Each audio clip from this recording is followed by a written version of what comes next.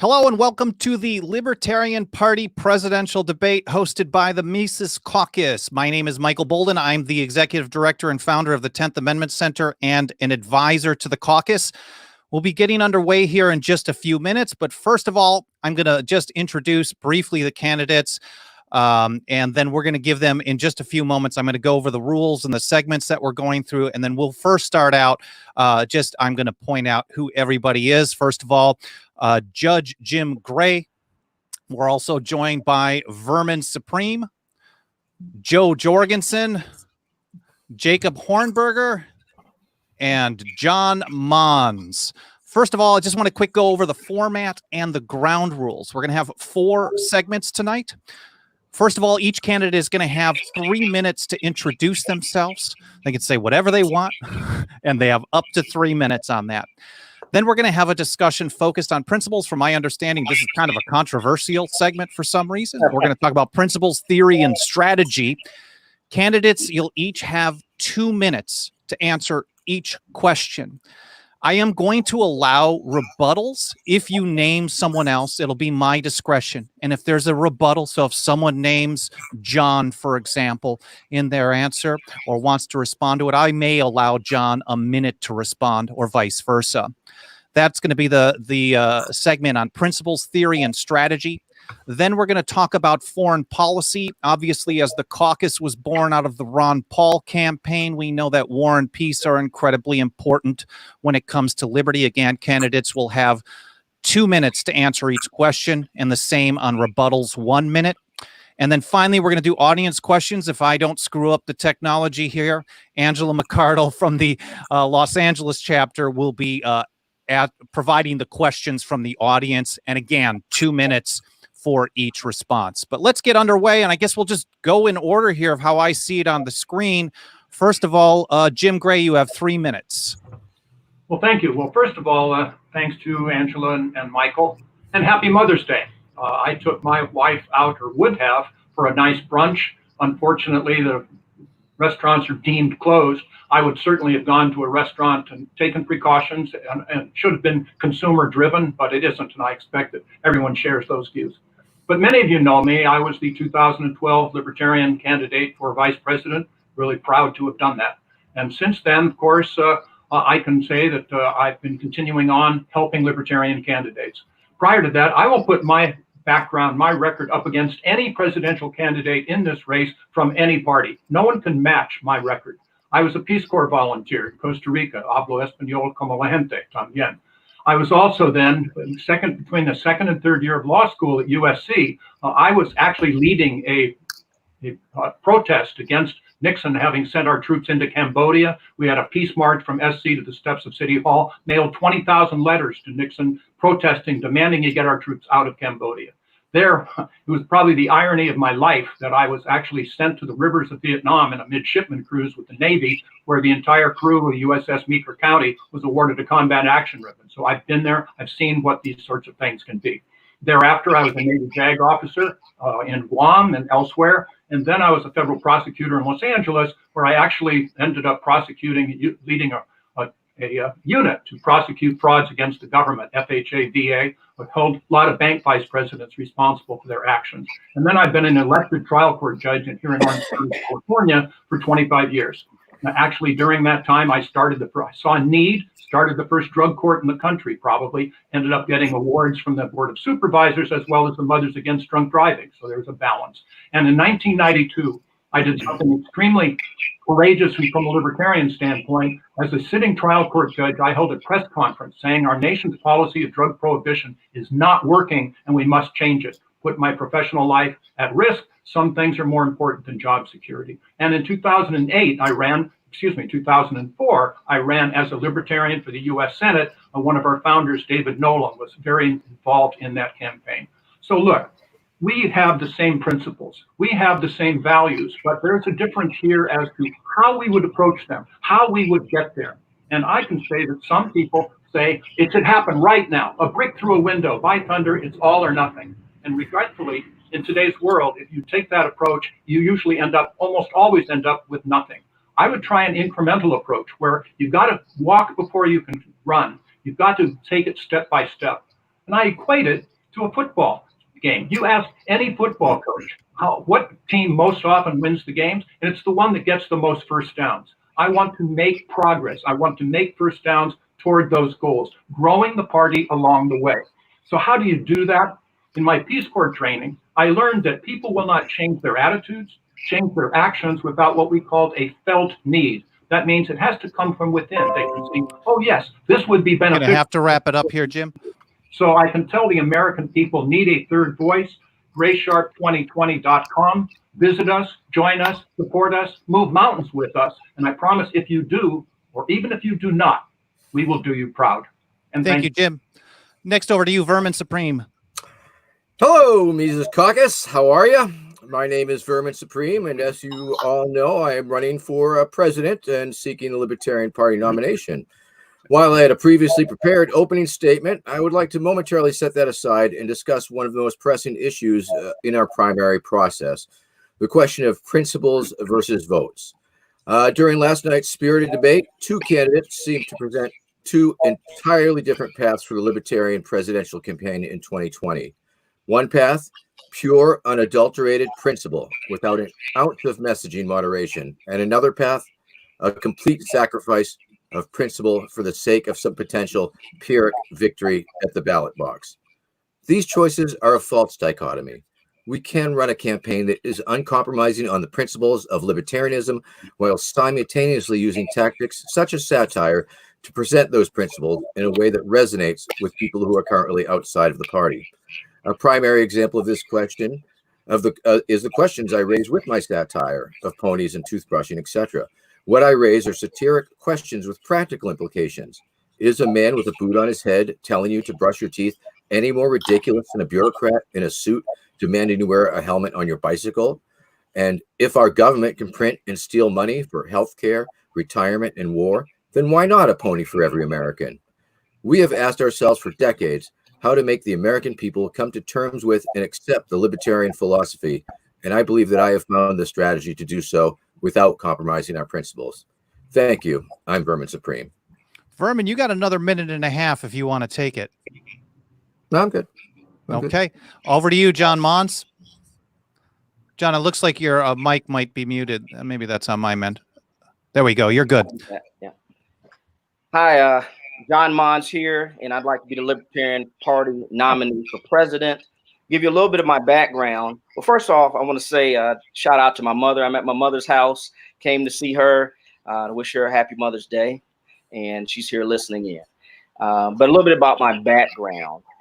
I'm a married father of four who was born in Detroit, Michigan, finished high school down in Florida, went to college in Atlanta, Morehouse College, got a degree in banking and finance, where I worked for a number of years with an investment banking firm and then moved on to a regional airline.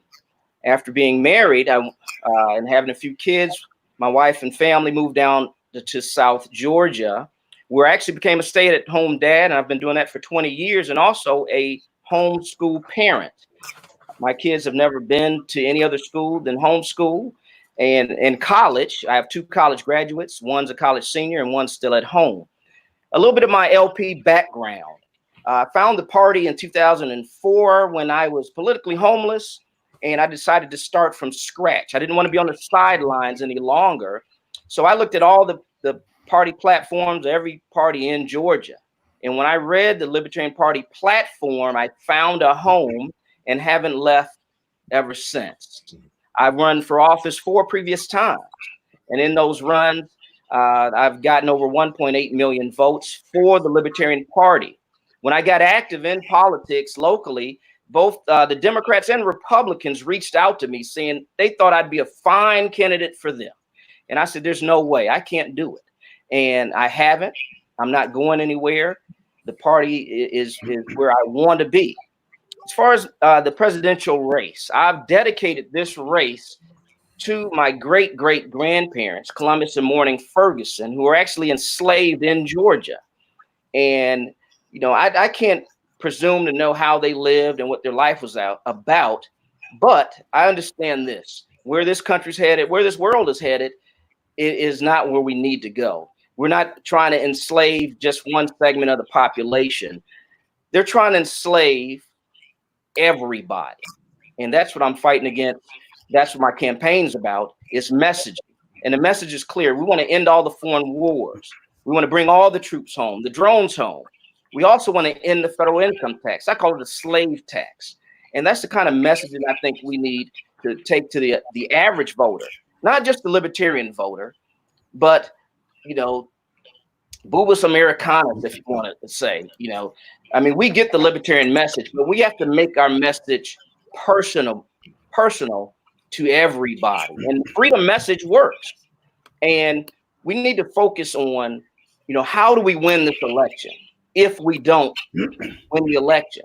And I look at it like the Socialist Party. Got to wrap that up there, John. Of the U.S.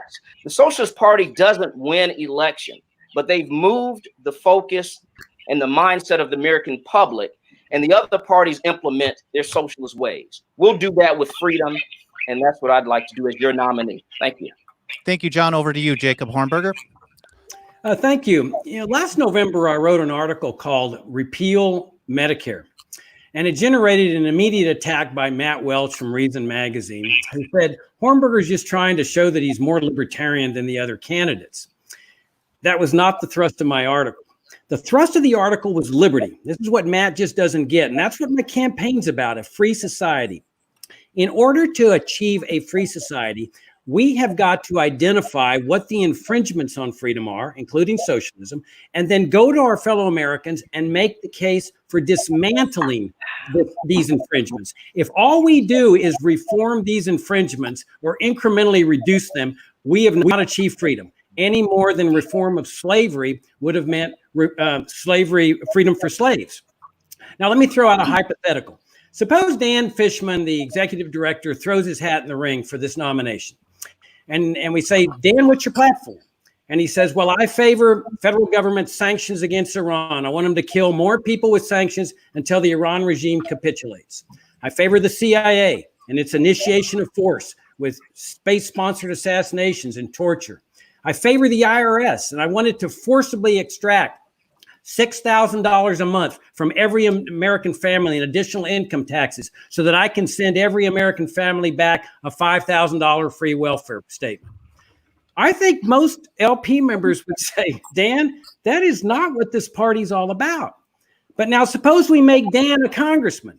Woo! Now everything changes. Now we've got the siren song of publicity in the press, prestige, power, money. And yet the positions are the same, whether he's a congressman or an LP member, that are antithetical to the principles of liberty and antithetical to the core principle of this party, the libertarian non-aggression principle. Now, I believe that libertarian principles are everything, but I do not stop there, as one of my opponents suggested last night. I have always said in every convention, every debate, that libertarianism is also the practical solution to the many crises in which our nation finds itself: immigration, education, healthcare, and on and on. This party has a big choice in this campaign. We can move in the direction of a candidate that's going to reform tyranny, incrementally reduce it, and endorse state-sponsored initiations of force against innocent people. Or we can restore this party's status, special status, unique status, as a party of principle that runs a presidential campaign that is based purely on principle. That is the only way to lead America to freedom, peace, prosperity, health, and harmony. And that's the campaign I want to run. Thank you, Jacob. And over to you, Joe Jorgensen. Hey, I'm Dr. Joe Jorgensen, and I'm running for president because government is too big, too bossy, too nosy, and usually hurts the very people they claim they're going to help. I'm a senior lecturer at Clemson University. Many of you might remember me as Harry Brown's 1996 running mate, and I've been involved in the Libertarian Party since 1979. I have served as state vice chair as well as organizing a county and served as county chair. I've also done many libertarian activist activities, such as collecting signatures for ballot access, going to the fairgrounds with Operation Politically Homeless, and so forth. So I'd like to thank the Mises Caucus for sponsoring this debate, which definitely gives Mr. Hornberger the home field advantage. But that's okay. My hockey team had a pretty good record winning away game, so I hope to do well at this away game as well. These debates give libertarians, as well as the general public, the opportunity to see what each candidate would do as president. So, would their authority as commander-in-chief be to end our involvement in foreign wars, stop subsidizing the defense of wealthy allies, and bring our troops home? I will. As they say, war is the health of the state. We have got to bring our troops home and create one giant Switzerland, armed and neutral. Would they use their pardon power to free people convicted of exposing government corruption, violating unconstitutional dictates, or committing so-called crimes without any victim? I will. Would they immediately stop construction on President Trump's border wall boondoggle and work to eliminate quotas on immigration so that anyone who wishes to come to America could do so legally? I will. I'm the granddaughter of immigrants, and I believe strongly in allowing immigrants to come to our country. Would they work to give Americans the right to opt out of Social Security, which I would on the first day, and take control of their financial future? And will they keep faith with those forced to pay into the system for decades, not with taxes, but by selling government assets? I will. It's not enough for the libertarian candidate for president to be better than Trump or Biden. Our nominee must be deeply principled with a long-term commitment to our party, be able to communicate libertarian ideas in a way that non-libertarians will understand. And our nominee must show the benefits of bold libertarian proposals. I am that candidate. I can unite current libertarians while appealing to the millions of Americans who believe that they can spend their hard-earned money better than federal politicians can. The Americans who are tired of the failed war on drugs, who want justice and safe streets, who want a dramatic reduction in the cost of healthcare, making it safer, better, innovative, and convenient. I'm that candidate. Please visit my website at joj2020.com. Thank you. Thank you to all the candidates. And I'm just going to give you guys a heads up. We're a little lenient on the going over on this round, but as we go through the questions, this first section will be on mostly philosophy and strategy. I am going to cut you off pretty hard right at 2 minutes, unless you're just finishing a statement. I'll give you a brief, maybe I'll raise my hand when there's 10 seconds to go. Would that work for you guys? Yes, please. So you can wrap it up and I'm not just jumping in. Each of you will now get 2 minutes. And let's start out with Vermin Supreme. What is Austrian economics, and do you plan to incorporate its concepts in your campaign, and how? I'm more familiar with Australian economics, quite frankly. I don't believe that I tend to equate Austrian economics with austerity. And of course, they are tarred as such. However, I don't know if I will be bringing them into my campaign. Once again, of course, the wonderful thing about the Libertarian Party is that it is a spectrum, and there are different strands of libertarianism being presented. And I certainly hope to be able to synthesize the best parts of all of them and make that presentation to the American public if I am able to do so. Thank you. Over to you, Joe Jorgensen. Same question. What is Austrian economics, and do you plan to incorporate its concepts into your campaign, and how? So when I think of Austrian economics, I think of the free market. I think of a system in which the individual can make a better choice in how to spend the money than can the politicians. And absolutely, I would put it into practice. One thing that unfortunately schools aren't doing as much is teaching about how communism and socialism don't work. I vividly remember my 5th grade teacher explaining how the reason that the USSR was failing was because when they had steel, they went to Moscow and went to a group of people who decided who should get the steel or how much steel should cost. On the other hand, we've got the United States. And in the United States, the people would be able to choose where the steel goes. How? By prices. The prices tell where the need is. And so if automobile manufacturers needed it more than the refrigerator people, then they would spend more money on it than the refrigerator people. So it was explained to me from the start that central planning does not work, and instead it's better to let people choose how to do that on their own. And that is one of the best lessons I learned as a grade school kid, in addition to reading George Orwell's Animal Farm, which actually fits in there because what happened, as we saw in Animal Farm, is the people were elected by the others, and then once they got power, they used the power for them. That's the problem with our government right now. Our government is power hungry, power happy. Once they get power, they figure they know better than we how to live our lives. So now not only are they making economic decisions for us, they're making medical decisions and telling us what we can eat and what we can put in our bodies and all of that. We have to stop, and that would stop with the Joe Jorgensen administration. Thank you, Joe. Same question over to you, Jim Gray. I'm happy to repeat it if you'd like. No, I've got it in mind. Thanks, Michael. The answer is categorically yes. You have the next one. Okay. Look, we need an economy that's consumer driven. The central economy, the central planning, they're trying to see now as to the government, we're going to reopen this in the economy and that in the economy. Central planning cannot do that. It's the price driven market. It's the free enterprise system.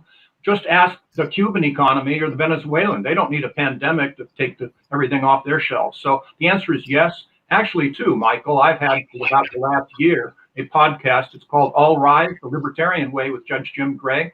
And I've had people from the Mises, from the Austrian, look into this economics. And actually, I have a following in Austria, something like 5 or 6 people listen each week. So it's there, it's critical, and it's something that we must go back to. It's the heart and soul of what we're talking about. Other than that, I have no opinions whatsoever. Next up, Jacob Hornberger, same question. Did you want me to repeat it for you? No. Austrian economics is the core economic theory of libertarianism. You cannot separate the two.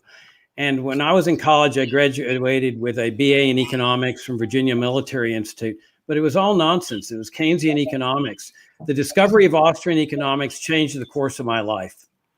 And the founder, of course, was Karl Menger. And then we go into Ludwig von Mises, which this caucus is named after. And when I got to Dallas to practice law many years ago, I hired the head of the department of the University of Dallas Economics Department to tutor me in Austrian economics. And we did a chat. Ultimately did a chapter by chapter analysis with a professor there of Ludwig von Mises's magnum opus, Human Action. I love Austrian economics. When Joe was referring to me about this home field advantage, what she was referring to is that the Mises Caucus, which is named after Ludwig von Mises, after an extensive interview process, endorsed my candidacy for this nomination. It's the biggest honor I've received in this campaign, and it's one of the biggest honors I've ever received in my life.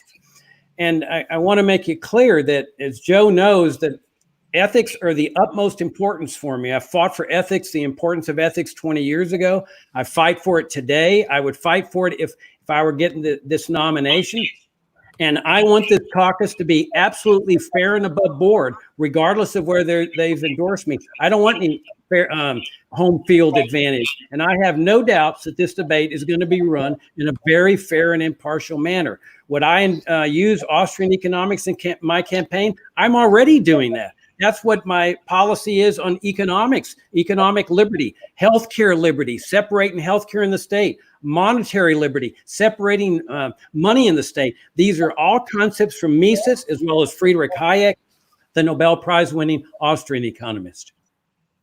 Joe, if you want to respond to that, I'll give you a minute. But first, I want to let John Mons answer that first question. John, did you want me to repeat it? No, that's fine.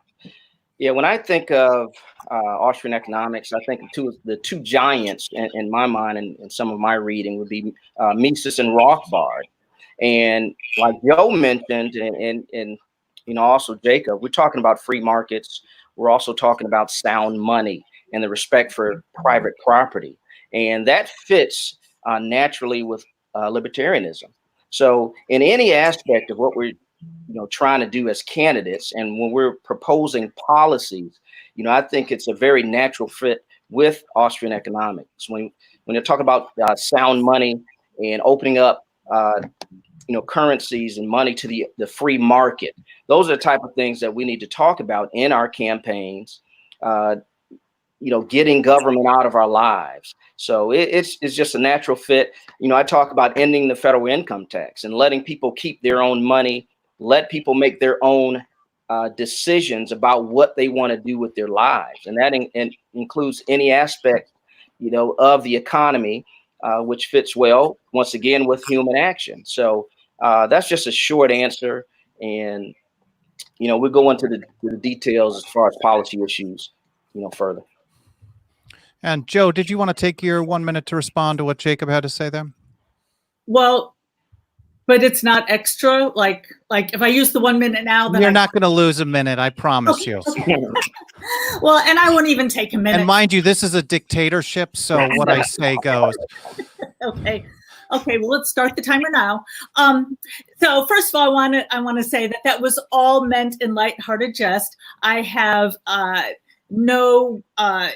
I'm sure that the Mises Caucus will treat me fairly. In fact, I'd like to mention that after multiple debates back when we were going around the country, speaking to people individually in person, after several of the debates, I would have somebody from the Mises Caucus come up to me and say, after hearing the whole Social Security argument, I'm actually for you now. So since I've had people from the Mises Caucus tell me that they like what I'm saying and they're joining my campaign, I have no doubt they will treat me fairly. So thank you.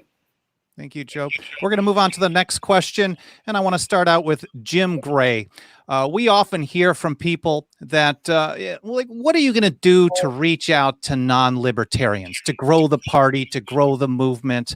However, a lot of us might also think that the low-hanging fruit for recruitment are the millions of what we could call the existing small L libertarians. How do you plan to bring the liberty movement into the Libertarian Party? My goodness, Michael, let me count the ways. The criminal justice, I go way back in that, and we have a railroad system to put a lot of people into prison, many of whom, of course, are minorities, people of color.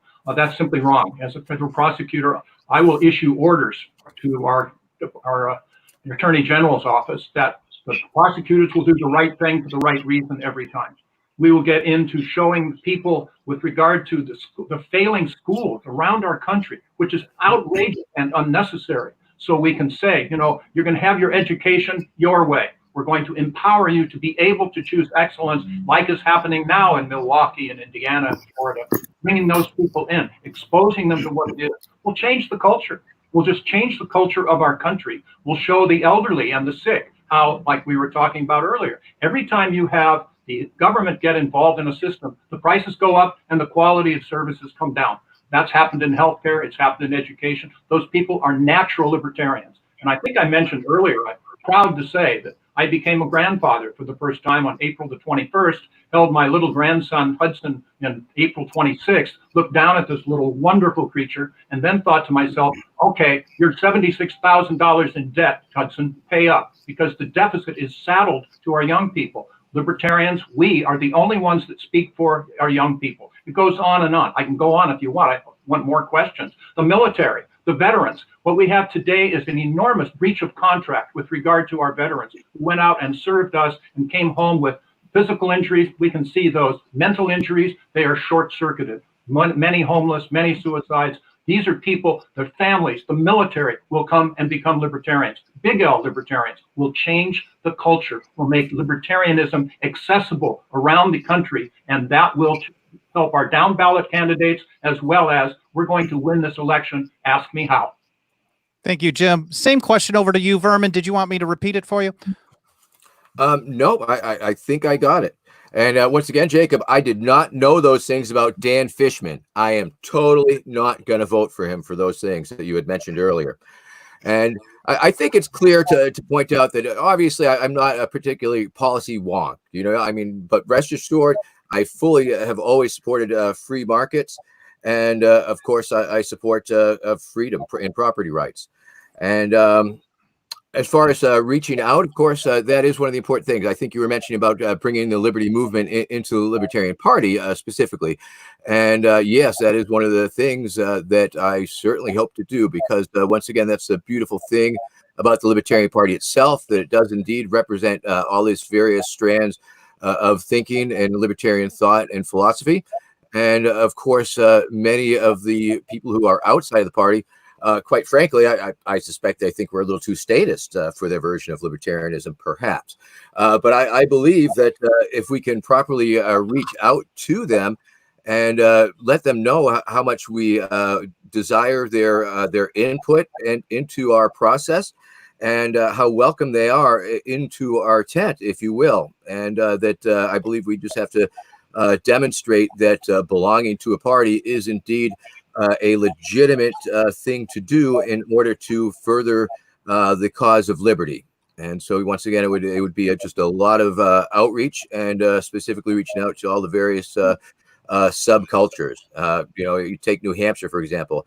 They have the Liberty Project. Lots and lots and lots of libertarians, but not all of them are members of the party. So I think it's really takes a lot of convincing and showing them that it is in their best interest. After all, we have the best ideas that sell themselves.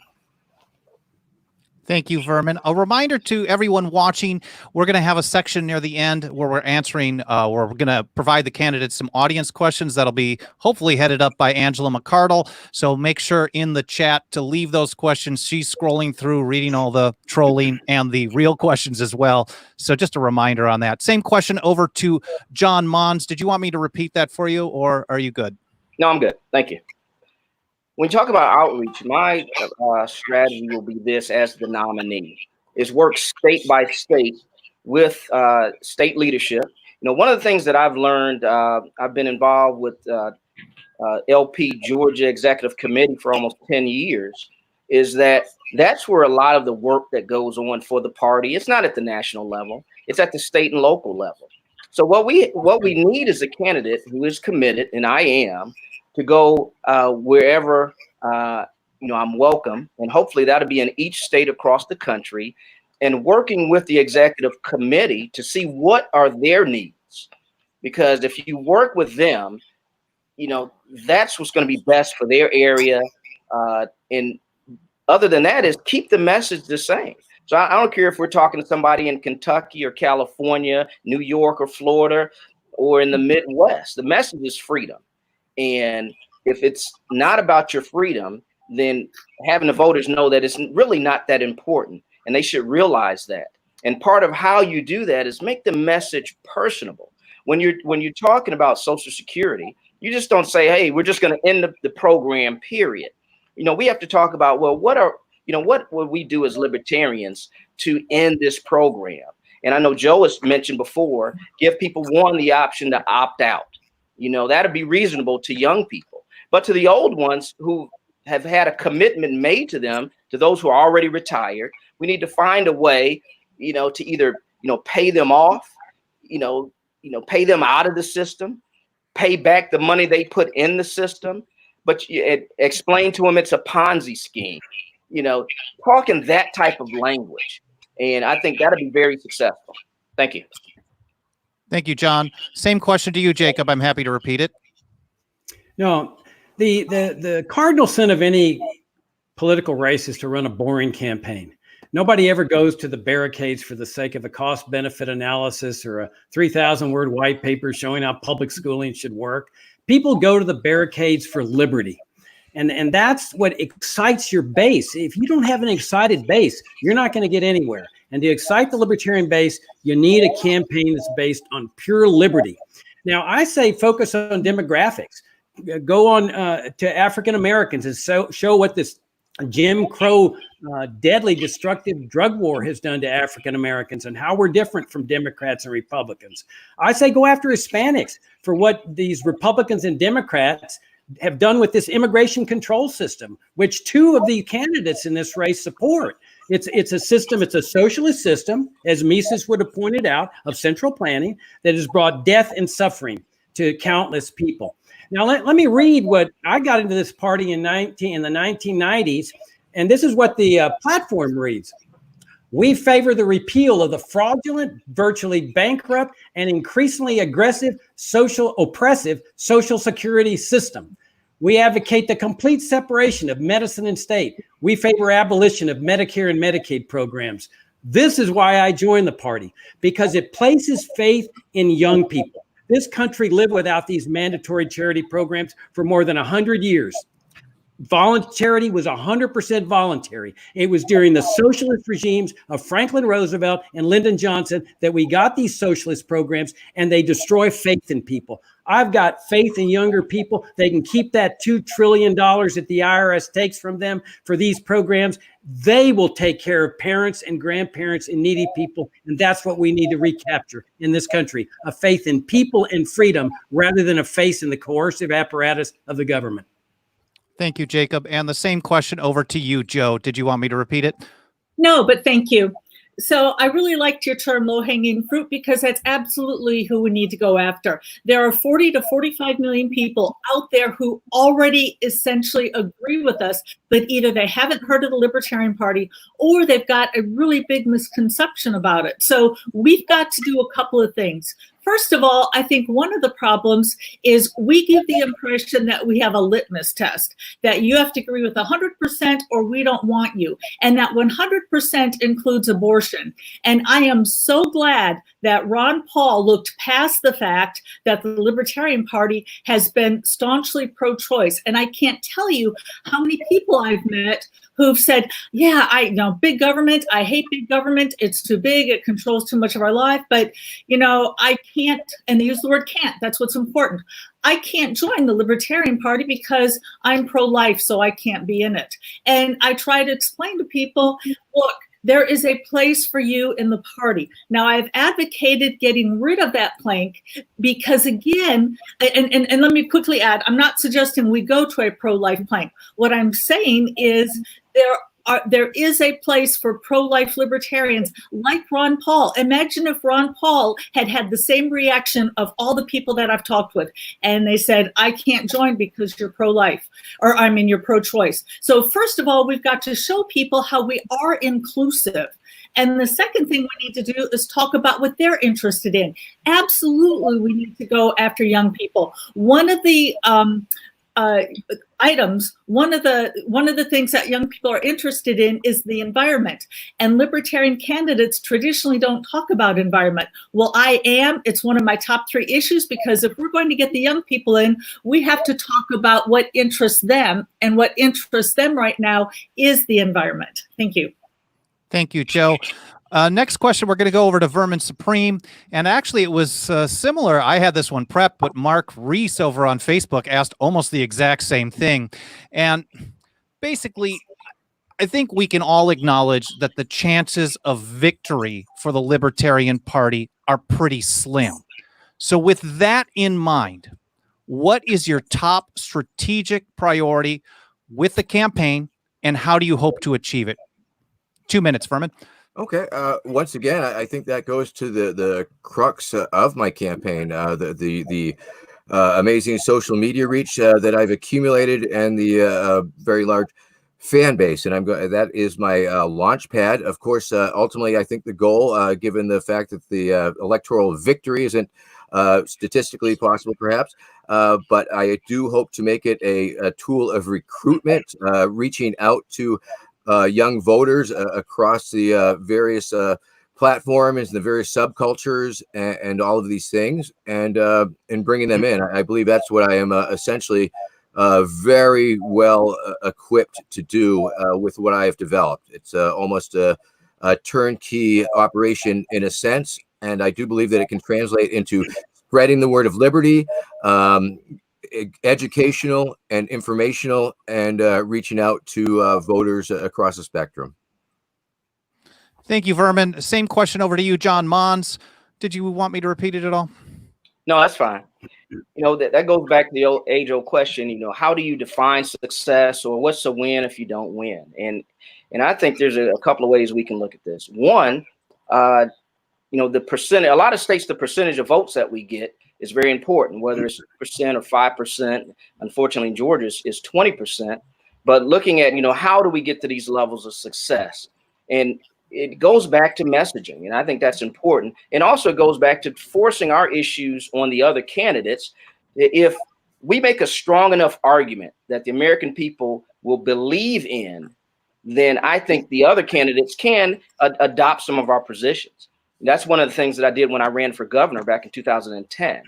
I took an issue that was popular with the people in the Republican Party, but the previous governor said he would not sign this law if it was passed. And that was Sunday sales of alcohol. I got in a debate and was given the opportunity to ask a question of the other candidates. And I figured that the Republican would probably win. So I attacked him on this position of Sunday sales in Georgia for alcohol. I got him to commit in the debate that if the legislation was passed, that he would sign the legislation. And that's exactly what he did. I think we need to poke and prod the other candidates when we talk about issues such as releasing prisoners on paroles and pardons and commutations, and point to the abysmal record of the other parties. And why do we have 83,000 people sitting in federal prisons on drug-related offenses, and talk about how, as the Libertarian candidate, those people who have committed victimless, nonviolent crimes would be released in my presidency. I think if we force that issue and embarrass the other candidates, that even if we didn't win, they would have to look at that issue, take it seriously, because that's one that wins with the American people. Thank you. Thank you, John. Same question to you, Jacob. Yeah, when I served on the platform committee back in the 90s, I heard this same argument that was being made by Republicans that were coming into the party, that we really can't advocate real libertarianism, that Americans are not ready for it. They were arguing that, some of them were even arguing abolish the platform so people don't know what we really stand for. And others were saying, oh, let's just conceal where we stand with respect to the American people. I totally reject this. And this notion that we can do it incrementally, I heard that also. I see it in vouchers. Vouchers have been in Milwaukee for 30 years, and I don't see anything that phasing out the government schools there at all. This is a never game that these incrementalists and reformers play. They never want to achieve freedom. I'm at an age where I want freedom before I pass from this earth, and I haven't given up that hope for freedom. And part of this is going out there and telling the American people the truth about what we stand for. I'm proud of what we stand for. I'm proud to be a libertarian. I love this philosophy. Is it a radical philosophy? Absolutely. But, radical is good when it's for freedom. Barry Goldwater said, extremism in the defense of liberty is no vice. Yeah, it was written by a libertarian, but still he said it. And you got to let people know you care. Nobody cares about what you know until you care. When I went into North Carolina to campaign, I campaigned among African Americans. I got an African American writer for a black newspaper in Raleigh that essentially endorsed what I was doing, exhorted his readers. Take a look at Jacob Hornberger's campaign. You go into the Hispanic community and you relate to people and you say, I feel for what this done, the death and suffering, a man and his 3-year-old daughter dead on the shores of the Rio Grande. That's what gets people interested in a philosophy, when they know you care about who's being victimized. People being victimized by the IRS, young people being told they're bad people because they can't be trusted with freedom. We trust people with freedom. That's what it's all about. Thank you, Jacob. Same question over to you, Joe. So your question was our top priority, and you mentioned this within the context of getting votes. So let me say, in that context, I would have two priorities. Yes, getting votes, but also increasing the membership. Here's the thing. Votes don't matter if you don't increase the membership. If we don't increase the membership, then we don't have enough candidates at the state, local, federal level. We don't have enough donors to help those candidates out. We don't have enough people to knock on doors to help get signatures passed for the ballot access. So absolutely, we need to increase membership. So in 1995 and 1996, when I was Harry Brown's running mate, we doubled the size of the party. And that is the largest growth the Libertarian Party has ever had in its history. And that is my priority as a candidate, because those people stay around in the movement to continue to promote liberty. One of the most rewarding things for me is when I go to a convention, as I did in 2018, and a lot of these young people come up to me and they say, you know, I'm in the party because of you. You were the first libertarian I ever heard. So thank you so much for coming to my school and talking with me. And by the way, when I ran for VP, a lot of people don't know this. What I would do is I would ask if there was a high school or college or something, a local place where I could talk to young people. And it was kind of like a way to warm up, and we need to be reaching young people. So yes, Gary Johnson had 4 million votes, but it didn't translate into as many new members as when Harry Brown and I only had 1 million votes. Of course, we need votes for ballot access, but we have to have members so that we can continue the larger movement and move on to the next level and get even more candidates, which will spread the word even more and bring in more people. Thank you, Joe. And finally, over to you, Jim. I'm happy to repeat the question if you'd like. No, that's fine. The question could not be better, and it's really fortuitous that I'm going fifth, because Gray Sharp 2020, we're entering into this race with a plan, and you haven't heard any plans so far from the other four. We say in UCLA football that hope is not a strategy, and it's true in elections as well. We have a plan at the beginning to find 5 small independent states. We will spend our time there. We can't match the tens of millions of dollars in California or Texas and New York. We're going to find those small states. We're going to spend our time there, spend our resources there, and look at people in their town hall meetings when they're open, or the Kiwanis clubs, or even at the grocery stores. Your vote will make history. That we will vote for the libertarians, give you that choice that you really crave, get away from this polarization, bring in help for all of these various people. And if we start winning, then the story will spread around the country. Wow, they're polling at 20% now in New Hampshire, or 25% in Washington, or Wyoming, or wherever. And then if we win 5 small states, or even 3, we'll probably send it into the Electoral College, because neither Trump nor Biden will get an Electoral College majority. Neither of the Democrats will never vote for Trump. The Republicans will never vote for Biden, but they're restricted to the 3 top candidates. We can win this election. I tell people we have a good solid 3.7% chance of that working. But think of this. If we were just to win 1 state, it would be a revolution for our party, a revolution for our country. Forevermore, you'd see these maps of the country with blue states, with red states. And then what's that goal? Oh yeah, that's the libertarians. We would gain that momentum.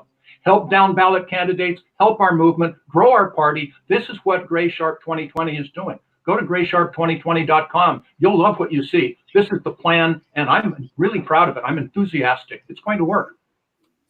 Thank you, Jim, and thank you to all the candidates. That's the end of our first segment on philosophy and strategy. We're going to move to the next segment on foreign policy. Again, 2 minutes each, and if it... you guys aren't arguing enough, so we need a little drama. No one's calling anybody out. But if you do, I will make, under my discretion, we'll determine if a 1 minute rebuttal is needed. I want to start out on this one with John Mons. John, tell me, under the Constitution, seeing you're talking about running for the office of the president, you're going to swear an oath to the Constitution. Under the Constitution, explain to us what is meant by the power to declare war and the power to wage war. Who is delegated each power and why? Well, the power to declare war is just what it is. It's saying we are going to war with this particular, say, country, and that's Congress. As president and looking at being commander in chief, then there are certain actions that each of the groups and between Congress and the executive committee can do. So, my philosophy as the president and what I can do as commander in chief is simple. We're going to bring the troops home. And some may say, well, that's easier said than done, because people have been fed the lie that these foreign engagements makes us safe. So we have to address the lie with the American people. And how would I do that? Well, first of all, as president, as the nominee, you have a bully pulpit. So you address it head on and say, one, how would it make us, and you make it personal. You say, if anybody, any other country did to us what we're doing around the world, do you think that would be making us safer? You know, you make a rational argument. Then you go to another fact, the other lies about, you know, what started us in these wars. And two, you look at the fact that you make the argument it's bankrupting the country. And that's true. These foreign engagements are not making us safe. It's bankrupting us where we can't take care of the things that we need to be taken care of. So when you make those arguments, I think those are winning arguments to the American public. And that will find and help us get success. It'll help us generate more votes. It'll help more people look at the Libertarian Party in a more serious nature if we make those types of arguments. Thank you, John. Same question over to you, Jacob. Explain what is meant by the power to declare war and the power to wage war? Who is delegated each power and why? This is one of the most important parts of the Constitution. The framers did not want the president to have the power to decide whether to go to war, to declare war. They wanted that power in the hands of Congress. So they separated out these two powers. The president cannot legally wage war against another nation state without a congressional declaration of war. Now, does that necessarily justify the war because there's a declaration of war? Absolutely not. And this is one of my beefs with Congressman Amash, who's also in this race. He takes the position that as long as there's a declaration of war, that's all the question that needs to be done. I stand against all foreign interventionism, total. Bring all the troops home from everywhere. No foreign wars at all. Just limit the government to defending America. So if there's a declaration of war, like against Iraq, it's still an immoral war. That's what these conservatives don't understand, that even though you have a declaration of war, like in World War I, that doesn't make it a just moral war. All these foreign interventions need to stop. That's our founding foreign policy in this country. Another beef that I have with Congressman Amash is that he doesn't talk in terms of declaration of war. He talks about Congress authorizing the use of military force, which of course then is used to justify the invasion of Afghanistan. There should never have been an invasion of Afghanistan in my books at all. But if you were going to invade, it doesn't require a authorization to use war. It requires a declaration of war against the Afghan government, which was non-existent. The framers put this separation for a reason.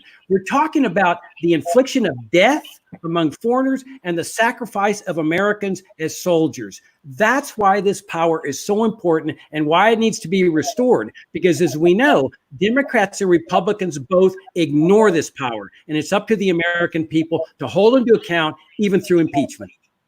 Thank you, Jacob. Same question over to you, Jim Gray. Yes, indeed. There's some confusion here. Ron Paul, first of all, said, and I take his statistics, that we have something in the order of 400 military reservations around the world. Let's audit them all. And it should not take more than about a day and a half to figure out that we can probably close down at least 300 of them without trying, not compromise our security or national interest, keep our treaties, which, by the way, are contracts. We must keep our contracts, and bring those people home. Then we can start looking at the remaining 100. Now, maybe Diego Garcia, right in the Indian Ocean, not particularly a country, maybe we should state it. Maybe we should actually increase it and redo it. But these are things, if you go and say, I'm going to bring home all our troops, the answer is, no, you're not. No, you're not. Not a chance. Because if you do that, you will scare people. You'll never get elected. And if you do get into that office, you're going to see that the reality is we have treaties, say, with South Korea. Now, maybe we should reduce those forces now from 30,000 to 15 or 12, and then next year down to 8, but we're going to do it more gradually. We have a duty to our allies, we have a duty to our troops, and we also have a duty to make sure that we do keep freedom of the seas. I think that's important. I think that's a national interest. A declaration of war can only come from Congress. Article 1, Section 8 only come from Congress. I will be the first president that pushes back that presidential power under the War Powers Act, which is a terrible thing, push it back to Congress and say, Congress, we will not do this for longer than 60 days with our troops in battle zones unless you take the courage to issue a declaration of war. If you do that, what are the goals? Who is the enemy? Where are they? What's the threat to us? What's the end game? We have troops fighting now in Afghanistan. Ask the question, what is the goal? Nobody knows. They should not be there. Those people should be brought home. But to blanketly say we're going to bring home all of our troops simply is not doable, not responsible, not realistic. End of discussion. Thank you, Jim. Same question over to you, Vermin. I'm happy to repeat it if you'd like. Nope, it was about declaring and waging war. And of course, we are, in fact, this country of ours that we are in is waging wars. It's waging several wars on several fronts, and none of them, to my knowledge, are declared wars. And that's just an atrocious breakdown of the command structure, I suppose, and the oversight structure. And I believe that I know that I am against war. I know that the Libertarian Party is against war. And I believe that the American people are against war. And I believe that we can use that as a very strong point to bring people into the party and make them aware that we are the party that is against all foreign wars of aggression. Thank you. I'm Vermin Supreme. Thank you, Vermin. Same question over to you, Joe. I'm happy to repeat it. No, that's fine. So, of course, Congress, they're the ones who can declare war, not the president, although that won't be an issue under my term when I'm president, because I would never not only would I not wage a war on my own without Congress, but I would work to not wage war at all. In fact, one of the things that I think I bring to the table as a candidate is trying to explain to people libertarian principles in a way that show how it benefits them. And I had an incident happen. This was in the early 80s. I had a Fiat Spider. I enjoyed it. I enjoy driving. So whenever, I've had a sports car for much of my life. And I had this older gentleman come over, and he had this glaring look at me, and I didn't understand it because I'm normally a nice person. And then he said something about being in World War II and looked at my car and asked me how I could possibly drive an Italian car. Well, since he was a veteran, I wanted to give him as much respect, so I did not get into an argument with him. But what I explained to people is, look, when we have peaceful relations with people, when we have trade with people, then we're not going to have war. And we've had concerns about, for instance, with Japan, and I'm talking about decades ago. If we're here buying Toyotas and Hondas, the Japanese are not going to bomb us. You don't bomb your best customer. So I'm looking at the Fiat Spider as I'm driving, not as something that's anti-American, but something that's pro-American, because when goods cross borders, troops don't have to. And that's how I would explain this as a candidate. And this is how I would win people over to the libertarian way of thinking. Thank you, Joe. Next question, we're going to Jacob Hornberger. Some people, including yours truly, would say that basically every modern authorization to use military force does not qualify as a declaration of war from Congress as required by the Constitution. Do you agree with that statement? And if so, or if you don't, explain why. And if you do agree with that statement, what do you do as president when Congress abdicates its responsibility and tries to pass the buck to the executive branch? I totally agree with it. That's what I was saying about my beef with one of Congressman Amash's position. That's his position. Look, the Constitution is clear. We're either going to follow it or we're not. And the framers said you need a declaration of war before the president can wage war. And yet look at what we've got. Korea, look at Jim. Jim says, oh, we got to keep those troops in Korea. Jim, where's the declaration of war against North Korea? I don't see any declaration of war. You're over there saying we gradually need to reduce them. There is a treaty. Where is the treaty? This was a civil war, Jim, from the very beginning, just like Vietnam was, that conservatives and liberals both promoted. Those troops have no business in South Korea. Bring them all home immediately, all at once. They have no business being engaged in an undeclared war that involves the civil war of a foreign country. That this notion of an authorization to use military force is a circumvention around the Constitution. And this is how we've ended up in these wars that are undeclared, like Korean War, Vietnam War, that sacrificed 100,000 men for nothing, including 60,000 of my generation, including some of my fellow schoolmates at Virginia Military Institute in the Vietnam War. And then we've got the Iraq War and the Afghan War. This is where, there's been big talk of impeachment, that, obstruction of justice and quid pro quos. What Donald Trump should have been impeached for was the real crimes and misdemeanors: waging war in violation of the Constitution, assassinating people in violation of the Constitution, and entering trade wars in violation of the Constitution, and building Berlin walls in direct violation of constitutional authority. This is what we got to restore in this country, an adherence to the higher law that we, the people, put on these federal officials. And it's up to the American people to start requiring adherence. And if we have to do it through impeachment, so be it.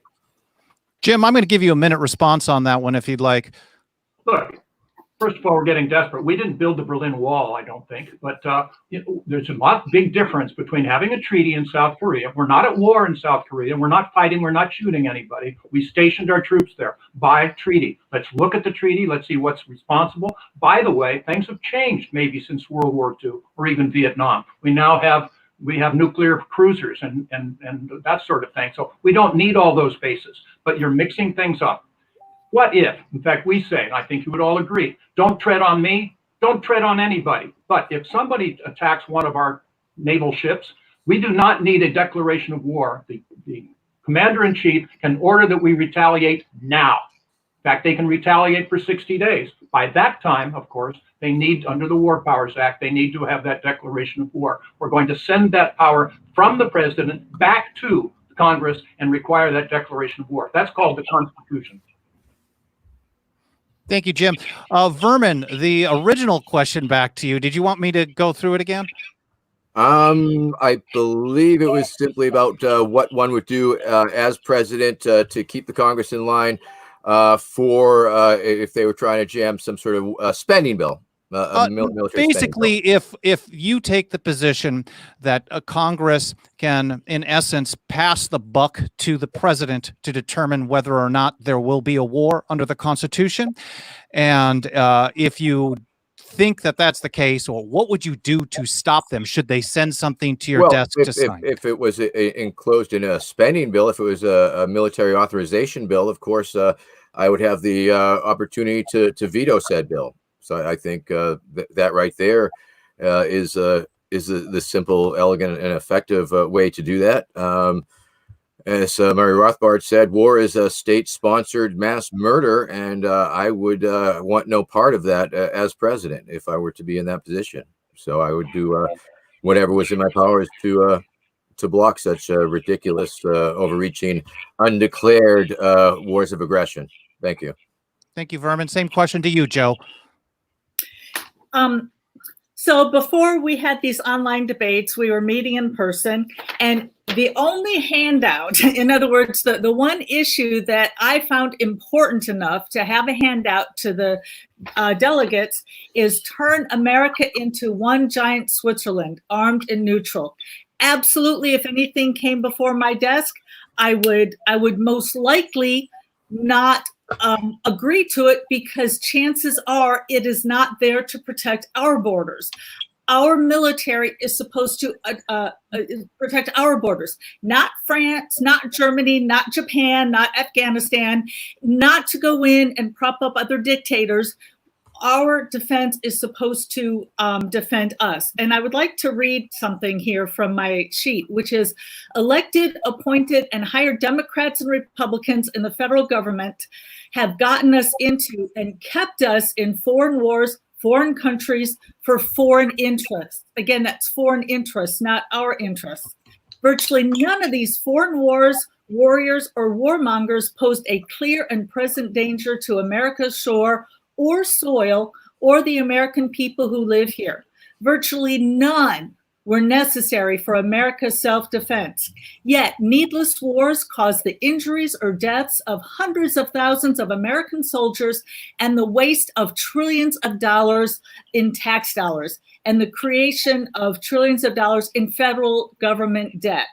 U.S. government involvement in these wars caused the deaths and injuries of hundreds of thousands of people in foreign lands and cost their citizens destruction. It's time to bring America to peace. It's time for America to stop participating in foreign wars. We must stop inserting ourselves into them. We must stay out. Thank you, Joe. The original question back to you, Jim. Yes, and thank you. First of all, hear ye, hear ye. I love that statement. If Congress tries to pass that authority over to the president, I will pass it right back. That buck will stay with Congress. We'll say so originally, and it will stay there. But I must say, it's naive to, I believe deeply that the national interest of the United States of America is best served or well served by having freedom of the seas, freedom of trade. I don't want other countries to keep troops or treat trade from going or embargo them. I think it's in our national interest. We're a world leader in that, and I would continue with that. In order to do some of that, maybe you need to have some stations overseas or contracts. Those are obligations that the world looks to us, and it keeps the world safe. Bring home all of our troops is naive. It isn't going to happen. It shouldn't happen, but they should be far reduced. Just like I said, let's have that audit. Ron Paul agreed with this. Have that audit and close down at least 3/4 of those stations, military reservations, within the first year. And then we probably close some more thereafter, taking reality into account. But just because we have troops overseas, please, does not mean we're at war. I was in war. I protested against Vietnam, then I was in the war in Vietnam. It was wrong. So I was running for Congress and U.S. Senate in 2004. Public position. If we put troops on the ground in Iraq, it would be the biggest mistake of my lifetime. Nothing has happened since that time to change my mind. But these are things that are taken seriously one at a time. And we will not, like others say, Joe included, we're not going to be involved in these foreign wars. Yemen, all of these other places. The answer is no. Thank you, Jim. And the same question over to you, John Mons. Woo, okay. I just sorry to make you wait. No, that's fine. But my comment is this: can Congress, or they can try to pass the buck? Would it happen under my administration if I was elected? No. That's the simple answer is no. I want to get back to what Judge Gray said earlier, though. He said you can't make an argument for bringing all the troops home because that would scare people. Well, hell, half the probably 99% of the Libertarian Party platform was going to scare a whole lot of people. So you said end of the drug war? Does that scare people? Absolutely. Have we been right on that issue for the last almost 50 years? Absolutely. So, and that's why I said earlier, you have to make the argument for why we should bring all the troops home. We have to make an argument for the lies that led us into Afghanistan, led us into Iraq, led us into Cuba, and on and on and on. Make that argument. Make the argument that it's bankrupting the country. Make the argument that the lie that they tell us that it's making us safe. But you have to make the argument.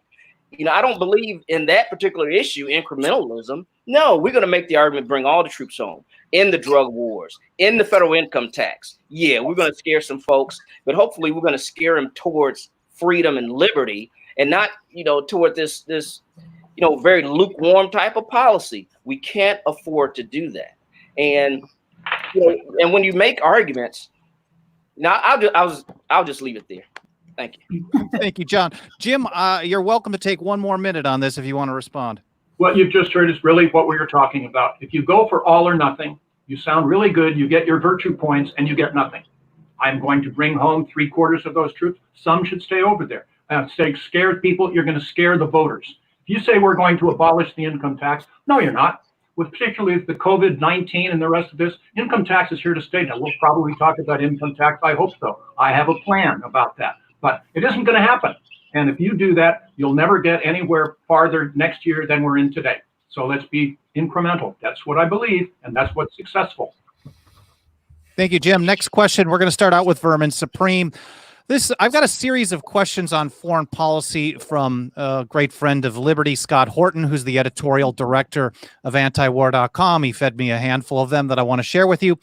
The first one, Vermin, what's the first thing you do if elected president in foreign policy?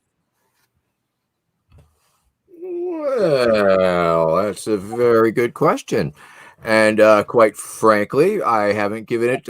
I mean, yes, I answer that question time and time again. But the first foreign policy would be calling all of the foreign world leaders and touching base with them, I think, and letting them know that I'm interested in working with them, because I think that would be a right, nice thing to do as a world leader.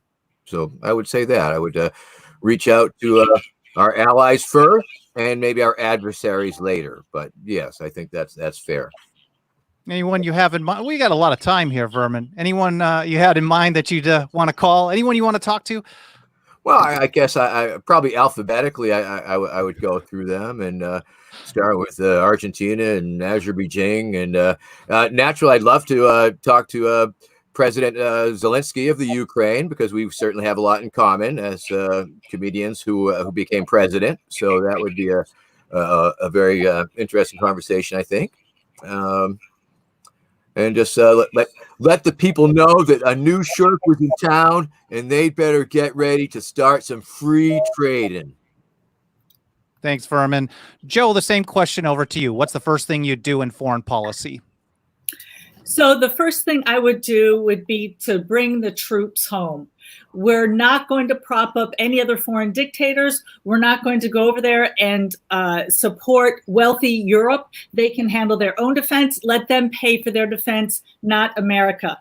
The next thing I would do, and you asked for the first, but the second thing will still happen on the first day, so I'm still going to call it the first. I'm going to call up all the foreign leaders I can on the first day and tell them that the United States is no longer going to be the world's policeman, that we are done with that job, that I am so sorry previous Freudian slip, I guess. Previous presidents acted more like dictators than presidents of the United States, and that we are not going to go back to our Constitution, and we are going to support us and not others. Now, I'm going to tell them there's bad news with the good. The good news is we're no longer the world's policeman. We're no longer going to be meddling where we shouldn't be. On the other hand, no American military personnel will be stationed in your country. There's going to be no military aid. There's going to be no more foreign aid. The problem with America giving money to other countries, to other military, is a lot of times it will go to the dictators. It will go to the people in power who already have money. It doesn't go to the people that need the help the most. So I'm going to say we are going to be, instead of the world's policeman, we are going to mind our own business, and you are going to like us a whole lot more. Thank you, Joe. And just a quick note, it's okay if you guys have one short statement. That's the first. You got 2 minutes to say whatever you want, and it's up to the voters to determine whether or not they like how you answer. Same question over to you, Jacob. The first thing I would do is issue an order to the Secretary of Defense to bring all troops home everywhere. If he issues an order to some general, like in North Korea, and that general doesn't obey orders, I'd fire it, put in a full colonel. If the colonel doesn't follow orders, you put in a lieutenant colonel. If you got to get down to a buck private to obey orders, you get those troops out of there. This notion that there's not a state of war in Korea is absolutely false. The United States is at war with North Korea. That war was never settled by a peace treaty. It just suspended hostilities. And those troops there are nothing more than sacrificial tripwires. They're designed to guarantee by the Pentagon and the CIA U.S. entry into a war if that war hostilities break out again, because without a declaration of war, because as soon as those soldiers are killed, that commits the United States automatically. This is the Pentagon plan. This is the CIA plan. You bring all those troops home, then America's got options. If war breaks out over there, okay, maybe some people might want to intervene, but then that requires a declaration of war. I would certainly oppose that. And then the same thing, issue orders. You bring troops out of Europe. World War II is over. You bring troops out of Afghanistan, Iraq. Remember, this is what President Trump promised to do. I mean, this is not that radical from a conservative standpoint. Here's a conservative that said he was going to end these endless wars. And what happened? The generals took charge, the CIA took charge, and they're the ones running the show. What other explanation is there for President Trump breaking a solemn promise to bring these troops home? And that's one of the main things that need to be stressed in this presidential campaign, that this man broke his commitment and that a libertarian president would bring those troops home immediately and restore America's foreign policy of non-interventionism, which was reflected in John Quincy Adams' fantastic 4th of July speech in 1821, In Search of Monsters to Destroy. Thank you, Jacob. Same question over to you, John. Well, I think I'll be shorter than probably everybody else. And where I'm going to start with this, we're bringing all the troops home, but we're going to start where our soldiers are in the most danger. Their lives are under the greatest threat, and that's Afghanistan and Iraq. That's where I'm getting started. And from there, we're going to go country by country by country until they're all home. You definitely have more time if you want to take it. I'll reflect to something else that Jacob said earlier off of this question. He talked about incrementalism and talked about vouchers for schools.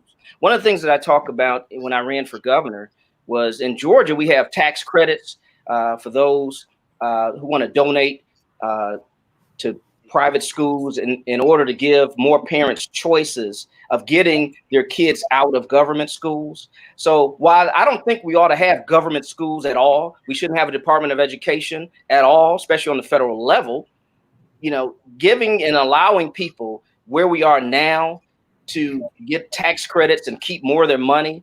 That's something I talked about then. And, but it's a way of putting a libertarian face on an issue. And that's instead of just saying, let's end all the income tax and keep your money, at least in an issue like that, we can say, we have a tax credit program. I want to expand that program. And that's what I talked about, until whoever wants to get their kids out of government schools will have that option. So, that's, some incrementalism that I talked about in the past. Thank you, John. Original question over to you, Jim Gray. Well, thank you. First of all, I'd like to maybe suggest to Vermin Supreme, if he's going to start at the alphabet, he'd probably talk with the government of Abyssinia instead of Afghanistan, but okay. And look, I know heated battle and the rest, but Jacob, we don't have any troops in North Korea that I know of, in South Korea. But look, let me not be misunderstood. I have been there. I've seen the dangers that happen. Us going into Iraq destabilized the whole Middle East, the biggest mistake of my lifetime. Adamantly against it, adamantly. I agree with George Washington. Let's really go back there. Avoid foreign entanglements. Yes, do. But we also have present treaties with their contracts, which look at them afresh. I can't believe that Trump has not brought troops home, like he said. Maybe there's something going on I don't know about. We're not going to just brick through a window this. We're going to look at it. We're going to keep our allies. We do believe in freedom of the seas. But no, I'm not in favor. So what is the first thing I would do? Stop making refugees. The war on drugs in South America creates refugees. That adds to our immigration problems. Partly our fault. No, largely our fault, because we have destabilized their area. Stop going into these foreign wars, creating refugees. Syria is the disaster in the world right now. In many ways, we caused it. We're going to try. We can't undo it. We can't not have done it. But let's look at where it is today and be realistic and pull back. Try to help the people help themselves and pull back. I am not an adventurist, except to say, don't tread on me. Don't tread on us. If somebody treads on the United States of America, they will soon regret having done that. Soon. Thank you, Jim. I've got an extra minute for both Vermin and Jacob. Vermin, you first if you want to take that. What do you mean, because of Abyssinia? Yeah, you called him out on his alphabet there. So okay, this is a dictatorship, guys. An alphabet question. And, no, you can respond however you want. If you don't want to, that's fine. A, B, C, D, E, F, G, H, I, J, K, L, M, N, O, P, Q, R, S, T, U, V, W, X, Y, and Z. Thank you. Well done. Well done. Jacob, 1 minute to you. One question, Michael. Since both John and Jim called me out, do I get 2 minutes? We're going 1. Okay. Let me address John's point that, there's the conservative-oriented candidates in this race that, they want to abolish the Department of Education on the federal level. I think it's incumbent on a libertarian candidate for president to raise people's vision to a higher level. We've got candidates here that support public schooling. They support school vouchers, which are really just another socialist scheme that steals money from one group of people and gives it to another group of people. I say let's raise people's vision in this political race to what freedom really is.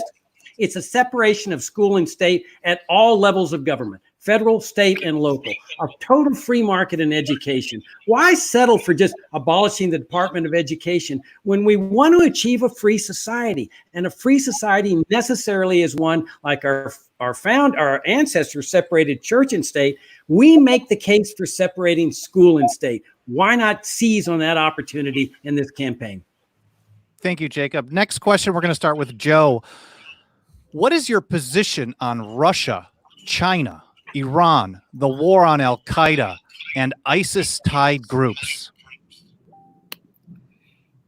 The same position as every foreign country when it comes to what we're going to do, what I would do as president.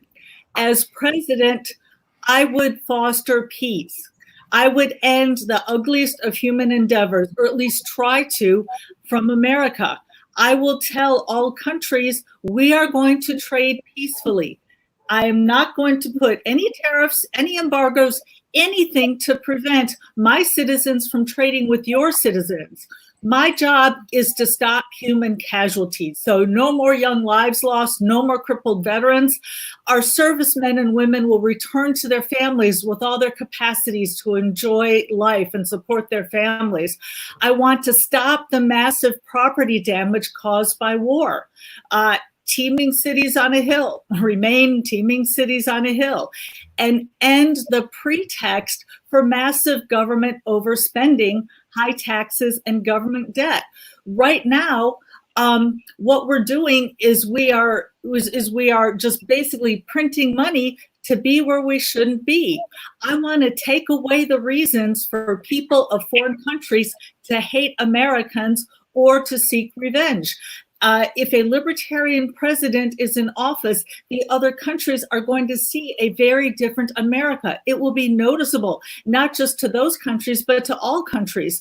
Also, by bringing the troops home and having America be one giant Switzerland, armed and neutral. And by the way, notice, I'm not saying pacifism. I'm saying armed and neutral to protect just our borders. We are going to reduce the threat of terrorism so that otherwise unfortunate ones are free of casualties and loss. So bring the troops home. Thank you, Joe. Same question over to you, Jacob. I'm the only candidate in this race that has taken a firm position on dismantling the national security state and restoring a limited government republic, which was our founding governmental system, with a basic fundamental military force. I'm also the only candidate in this race that has condemned sanctions against Iran, Russia, and every other country. It is the banality of evil to be targeting innocent people with death and suffering as a way to achieve a political goal. The biggest mistake in U.S. history was the conversion of the federal government to a national security state. A national security state needs official enemies to justify its existence. That's why you have this rivalry with Iran, that calling them an enemy, and you got Russia as an official enemy, you got China as an official enemy. This is all national security statism, creating these official enemies that we're supposed to hate. I don't hate any Russian. I love Russians. I love Iranians. I love North Koreans. These are not my enemies. I recall Muhammad Ali saying about Vietnam, those Viet Cong, they've never done nothing to me. And that's the point here, is that it's not enough to bring the troops home. This is what distinguishes my campaign from everybody else here. We've got to dismantle the national security state form of government. We've got to lift all these sanctions that have been placed against the innocent people of foreign countries. Now we're start talking about a real free society, one that's based on a limited government with a basic military force, which is what we had throughout the 19th century, with no income tax, no IRS, no Social Security, no Medicare, charity 100% voluntary, the most prosperous and the most charitable nation in history. That's what we need to do. Recapture our good founding principles in this country. Thank you, Jacob. Same question over to you, John. I'm happy to repeat it if you'd like. No, that's fine. What I've talked about in my campaign is that I believe diplomacy works. We don't need to use a big stick all the time. And that's what the policy's been for over 100 years. We can talk to nations. We can trade with nations. And in the places I've traveled around the world, you know, I've found that it's typically Americans are loved around the world, but people like us, you know, they hate our government. So we need to change the government. We need to change the policy from always, you know, using troops and military intervention around the world, and just try diplomacy and trade with everybody. And unless they do something to us, unless they attack us, you know, let the marketplace, you know, work things out. You know, and when we're so interconnected like we are, that's as far as our economies are intertwined, that's probably the only thing that's kept us out of a lot of wars now, is that, you know, some of these larger countries like Russia and China, you know, it's so much, you know, interplay between our economies that they don't really want to wreck us, you know, because it'll hurt them. So we need to do more trade to more countries. And I think that's a winning strategy. And let the American people know that, you know, we have to at least make that case as a libertarian candidate. You know, let's give peace a chance. Let's give diplomacy a chance, because we know what we've been doing isn't working. The military industrial complex is making us all less safe. And I think that's an easy case to make. Thank you, John. Jim, same question over to you. Happy to repeat it. No, that's fine. I agree virtually completely with what John Mons just said. Trade is hugely important. The mantra is basically people don't tend to shoot their customers, and that's an amazingly important thing. I also believe that we need to have intelligence. You know, okay, CIA may be tarred with a lot of stuff, some of which we know, some of which we don't, but there's some bad people in this world, folks. I'm sorry to say it. There's some Osama bin Ladens, there are terrorists out there that would come in and bomb the World Trade Center. The best defense for that is intelligence. You try to, it can be bad stuff. You try to infiltrate those groups and head them off. We don't know what it is, but we'd be naive to lower our guard with regard to that. Otherwise, look, again, I understand that I would audit the Pentagon, military industrial complex indeed. And that's what President Eisenhower talked about. I agree. Let's audit it. Let's see where they're spending money, where they shouldn't be. Pare it down, make them mean and lean stuff. Bring a lot of the troops home. Remember Ron Paul and his military reservations. All of these things you would do, but you just don't make cataclysmic statements that are unrealistic, like I'm going to close down the military industrial complex. No, you're not. And you're not going to be able to. You're going to scare people once again. You'll get nothing other than those virtue points that to make yourself feel better. It won't accomplish anything for our party, for our country, for the world. Let's be realistic. Thank you, Jim. Same question over to you, Vermin. Well, of course, during the course of my campaign, I have put the platform of the Libertarian Party platform foremost, and our whole section 3 of our platform is discusses foreign policy. And so I would like to read, I think most connected to the question is international affairs. And it says, American foreign policy should seek an America at peace with the world. Our foreign policy should emphasize defense against attack from abroad and enhance the likelihood of peace by avoiding foreign entanglements. We should end the current U.S. government's policy of foreign intervention, including military and economic aid. We recognize the right of all people to resist tyranny and defend themselves and their rights. We condemn the use of force and especially the use of terrorism against the innocent, regardless of whether such acts are committed by governments or by political or revolutionary groups. And then the next section is about free trade and migration. And the one before that is about internal security and individual rights. And so I think in many of these cases, the answer is in the platform. Thank you. I'm Vermin Supreme. Thank you, Vermin. Last question on foreign policy. I'm going to start with you, Jacob, this time. What's the relationship between the Federal Reserve and militarism or the military empire, and what needs to be done about it? It's a direct relationship. I mean, you know, government raises its money through taxation. This is what a lot of the people in the party here that support welfare plans, free checks to people, fail to realize that when they giving out these free welfare checks, it comes from the government one way. I mean, through taxation, one way or the other. And one tax is through the inflation tax. The Federal Reserve has destroyed the finest monetary system in history. one that was based on gold coins and silver coins. And now we've had this decade after decade of just this flooding of newly printed paper money that is irredeemable. And what it's done is it's financed the welfare state, including all these welfare schemes that even libertarian-leaning conservatives want to fund, but it's also funded the warfare state. You see, the advantage of having a central bank like this is that they don't have to go to the income tax and raise it more, because that gets people upset. So they just print the money and pay off these debts that they're incurring. I think it's now $28 trillion in debt. They just print the money to finance the war machine as well. What do you do about it? What I've been saying in the beginning, Austrian economics: separate money in the state, separate healthcare in the state, separate economy in the state.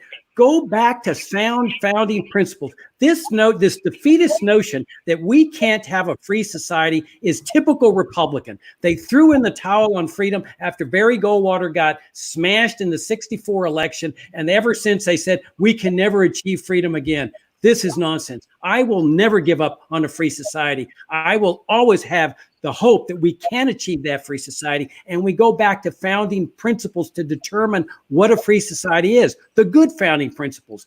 People keep everything they earn. A total free market healthcare system. A sound money system. Now we're talking about freedom and sound money, and ending these foreign wars. We're talking about a free society now. Vermin, same question over to you.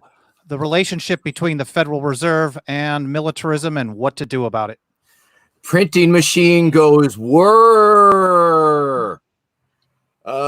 Yes, obviously it seems to appear to be a very corrupt relationship, but how in the hell, if you're not printing all that money at one's magical discretion, are you going to be paying for those $500 toilet seats and what have you?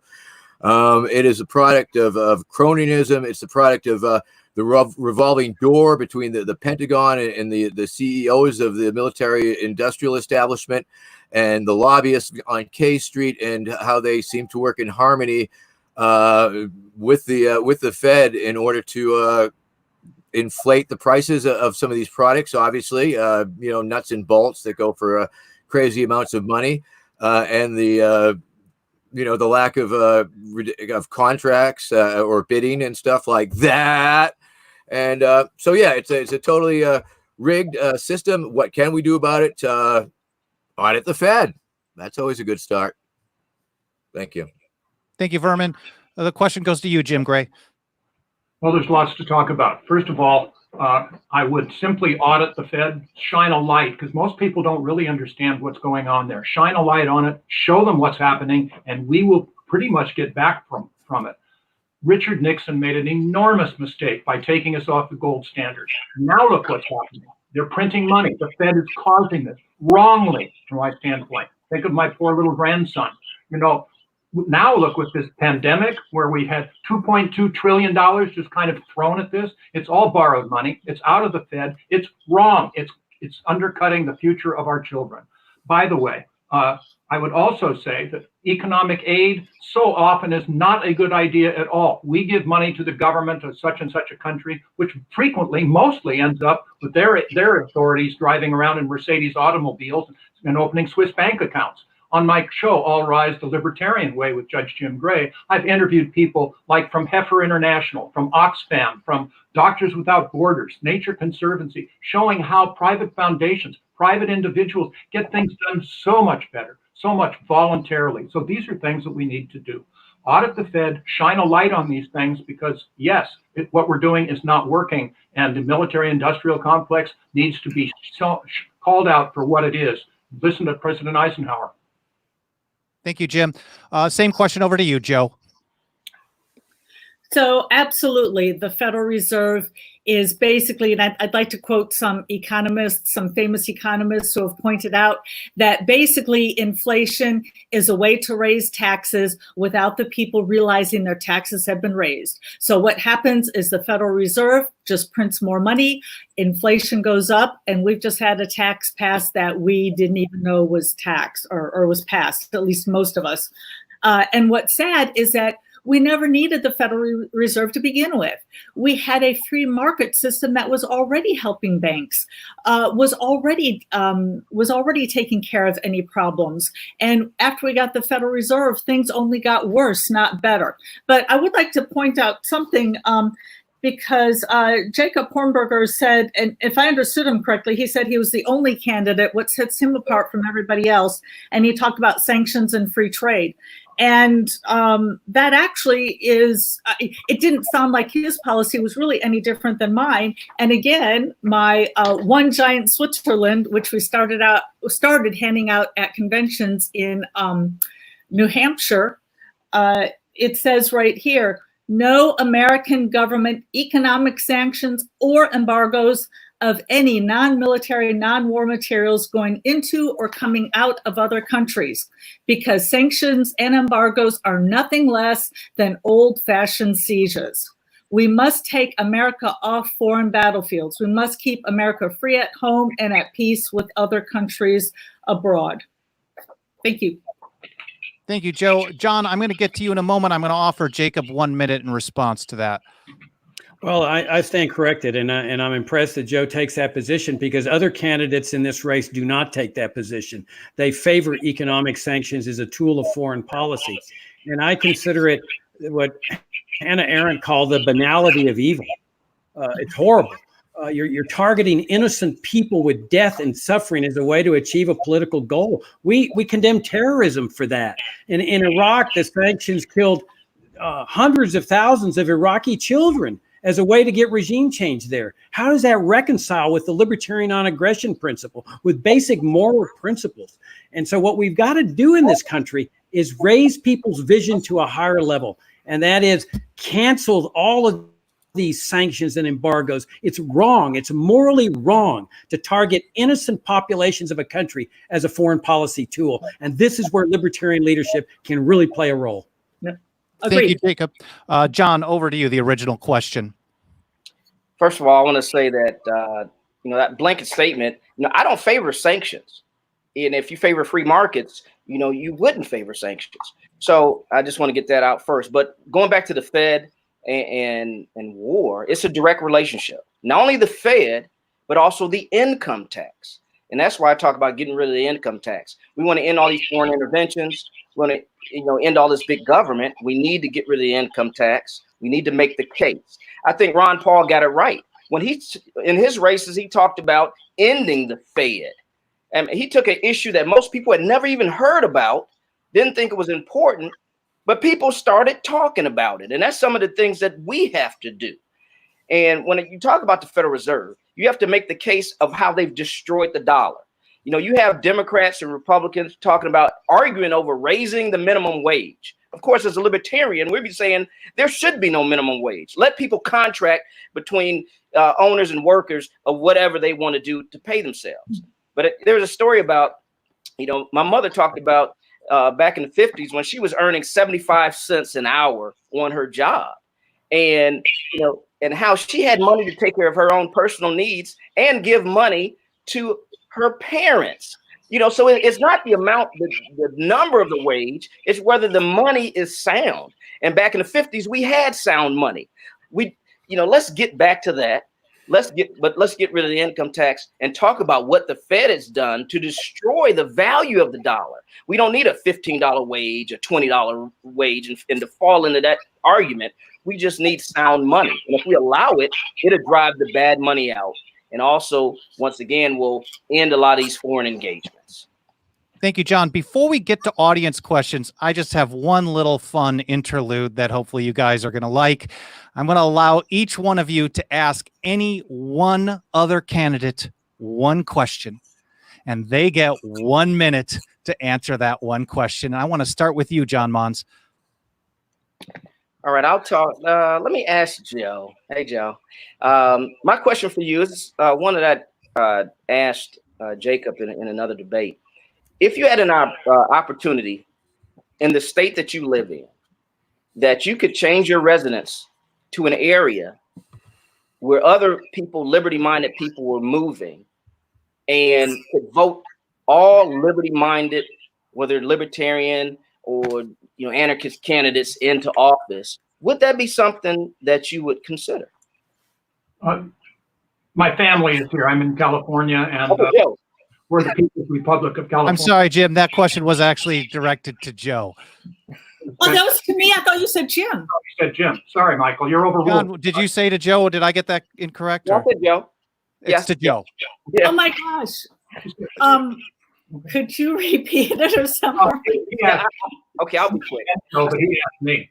I'm sorry, dictator. You're overruled. Not this time. I've got a mute button. So, John, just repeat the question briefly for Joe. I'll try to be brief.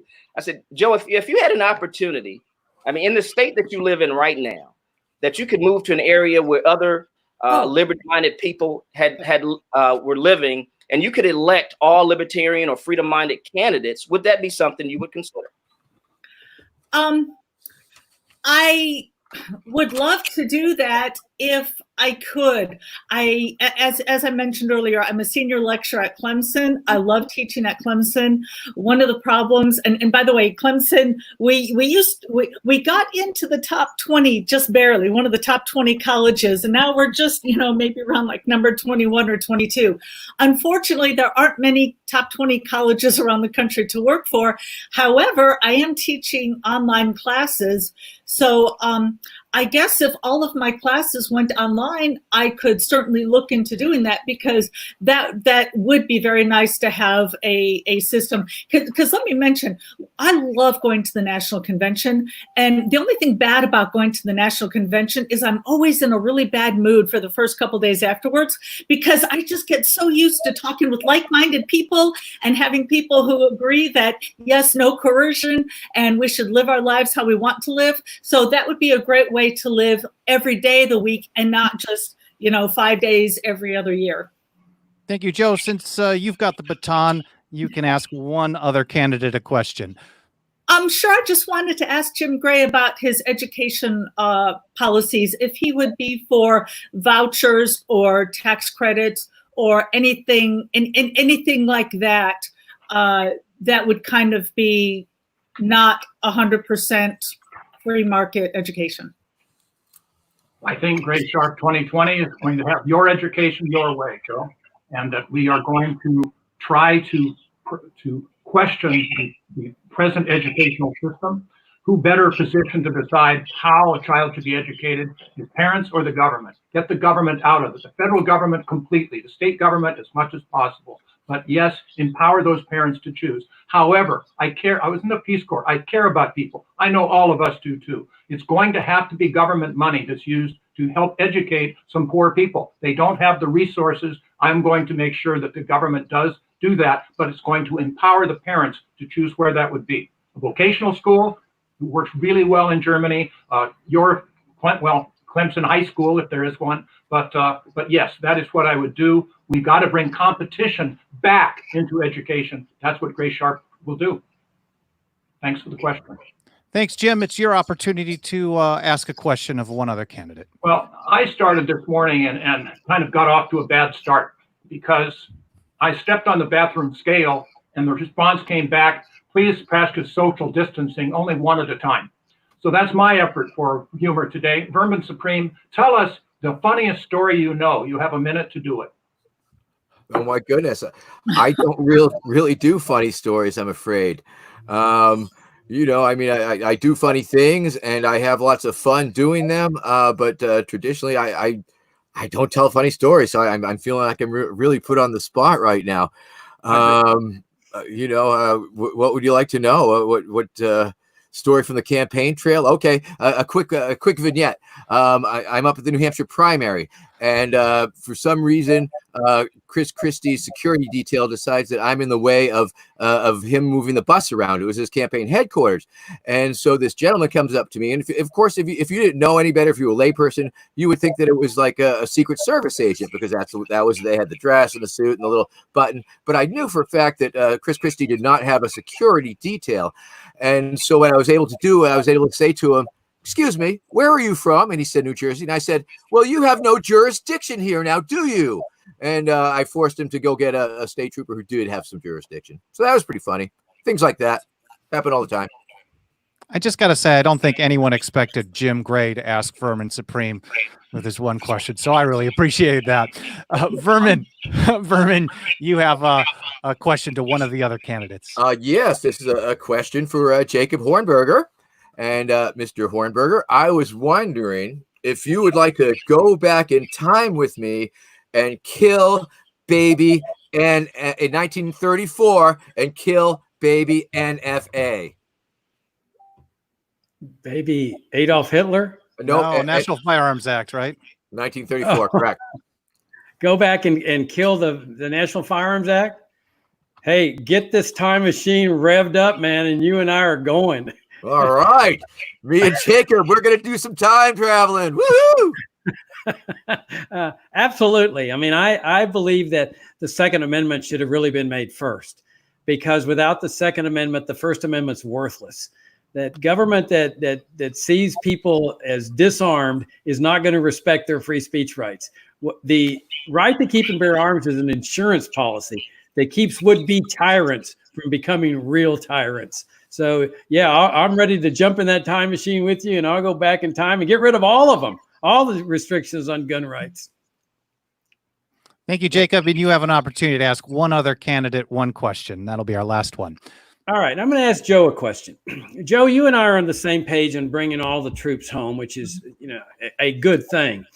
But one of the things that it's not real clear to me on where you stand, despite, we've been together 6 months here on the campaign trail, is where do you stand with respect to abolishing or reforming the Central Intelligence Agency and the National Security Agency? And would you give us reasons for your answer? I would make it small enough that we could sit around the kitchen table and have a chit chat about what we need to do next. Do we need any kind of intelligence work?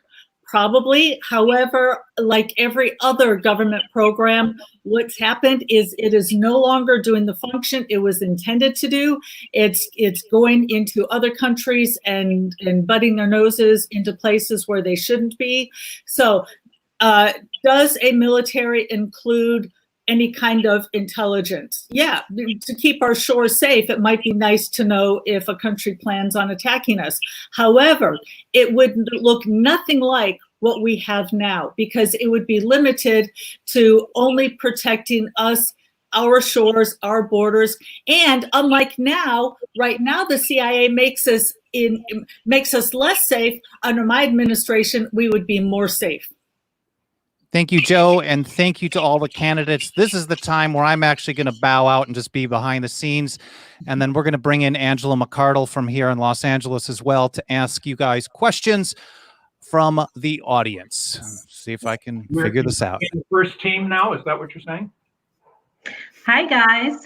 Hi, everyone. All right, so I have been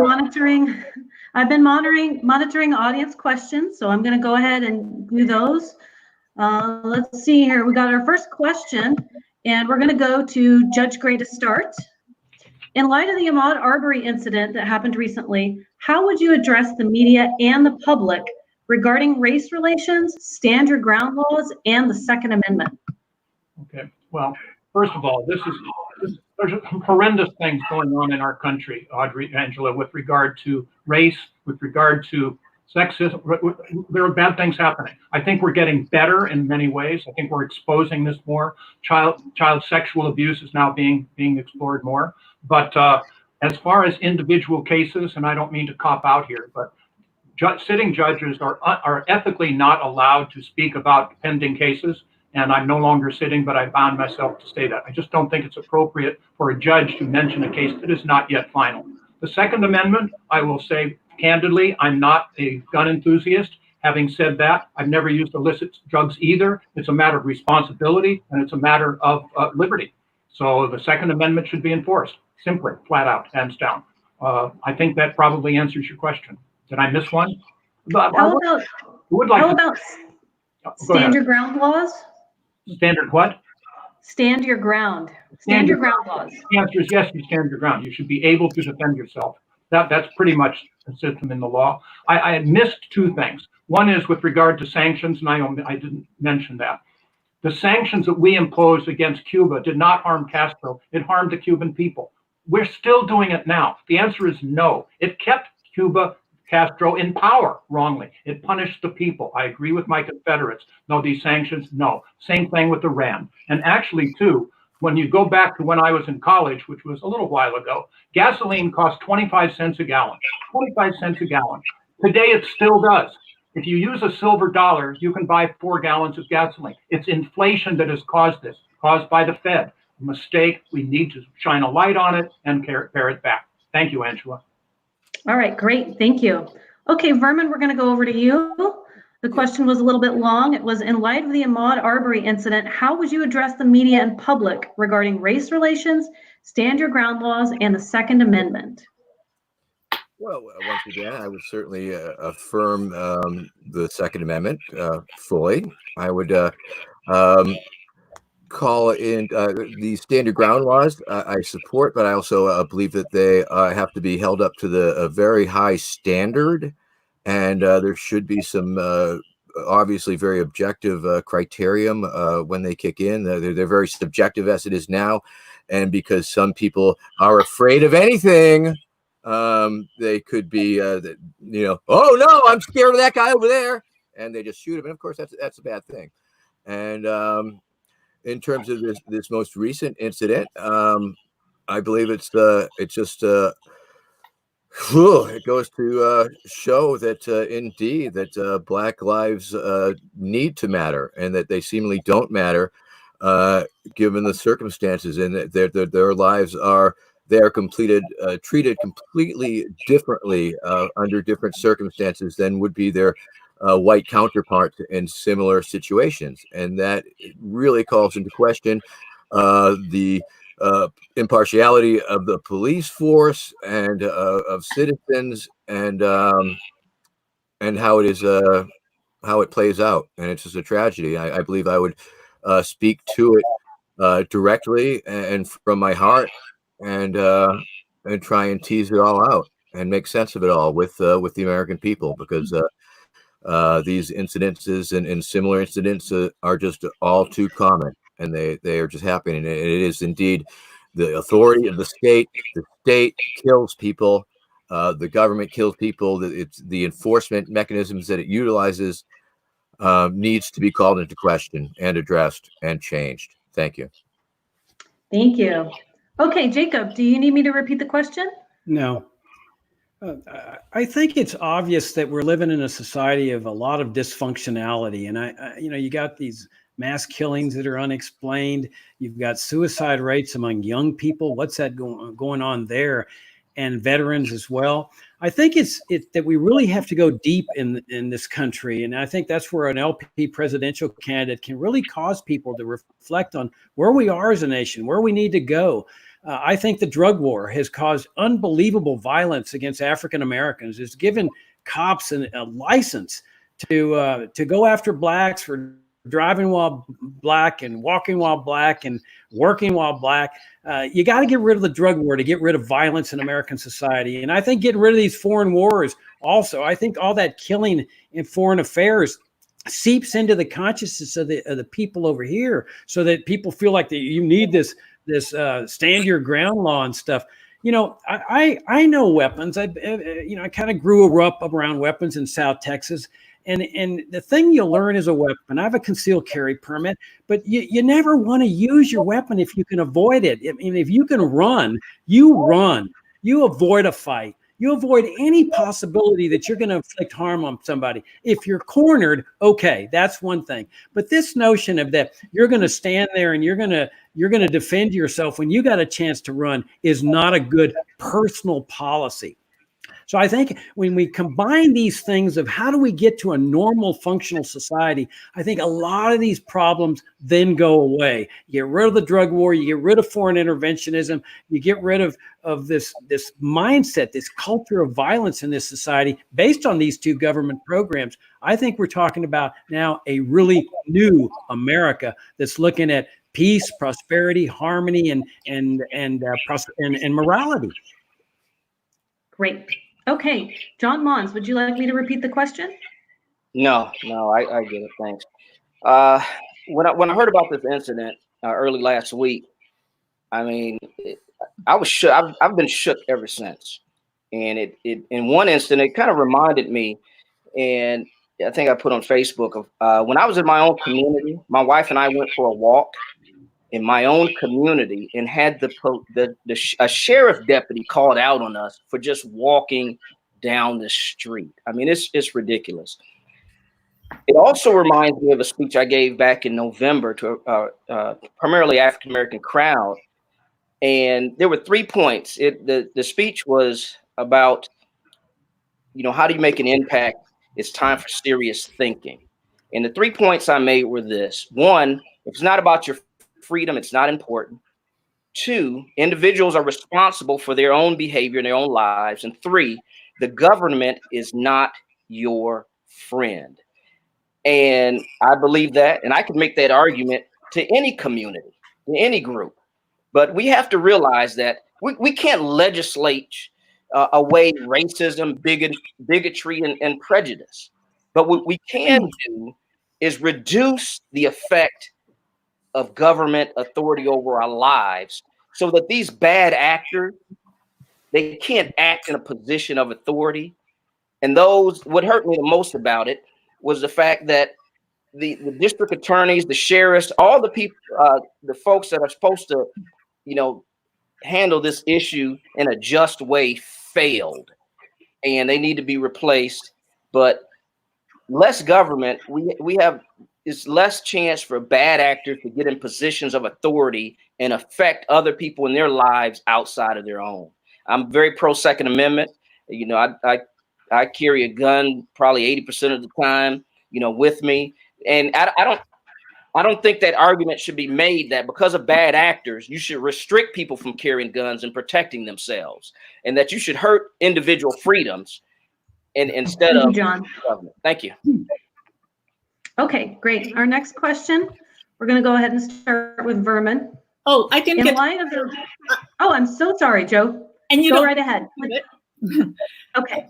So the first question regarding race relations, I would use my authority, my opportunity to explain to Americans that it was the government who put us in this place to begin with.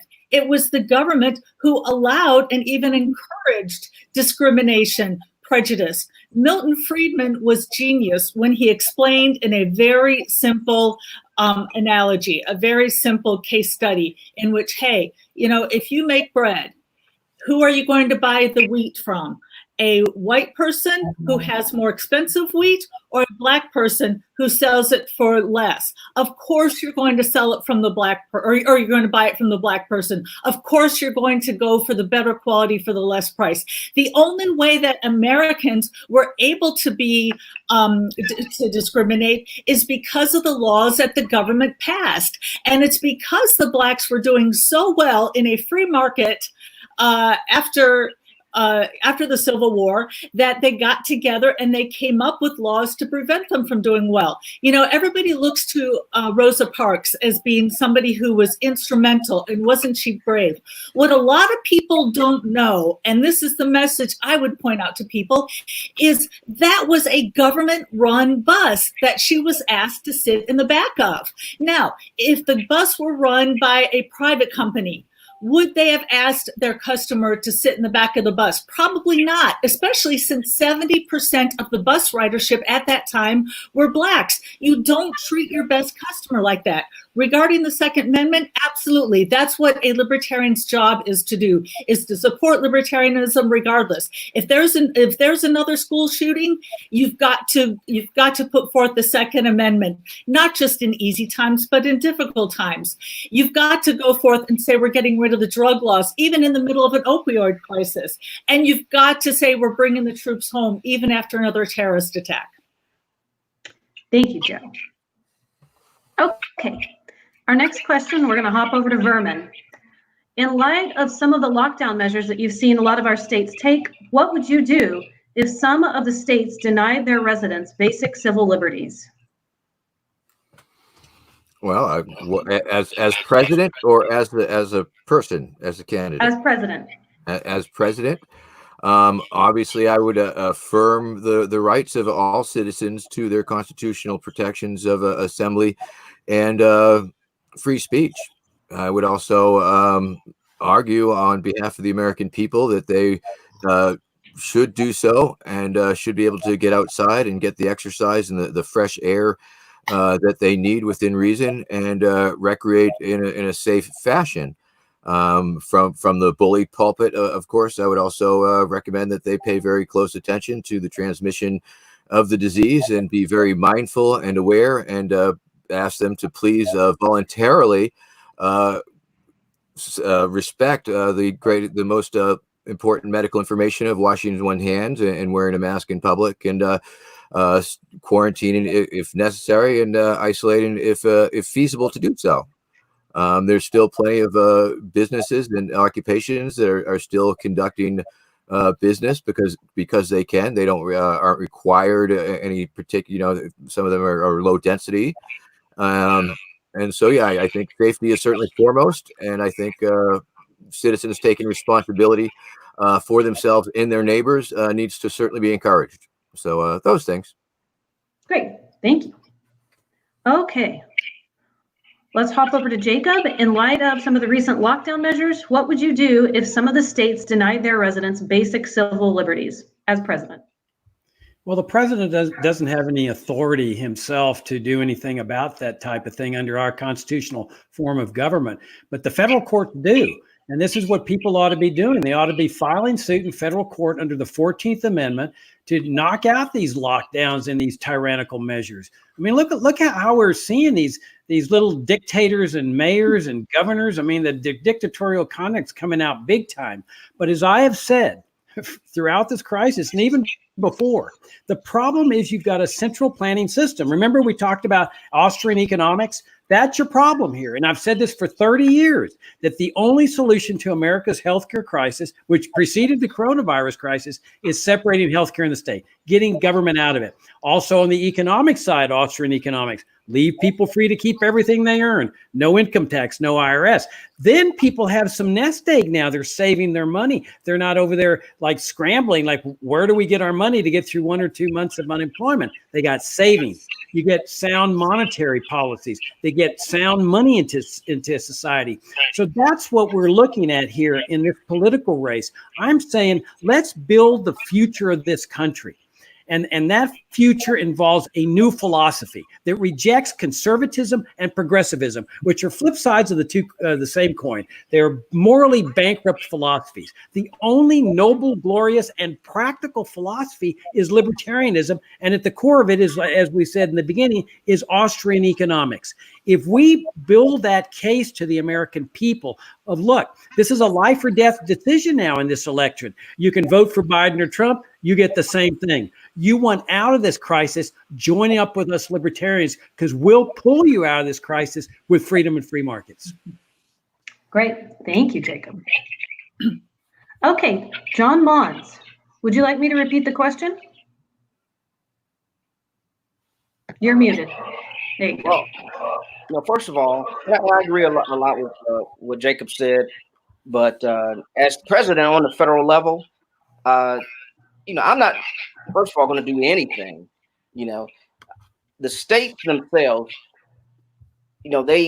whether it's constitutional or not, I would, support and encourage civil disobedience, because I don't think it's constitutional, to be able to lock down people's lives. We're talking about freedom here.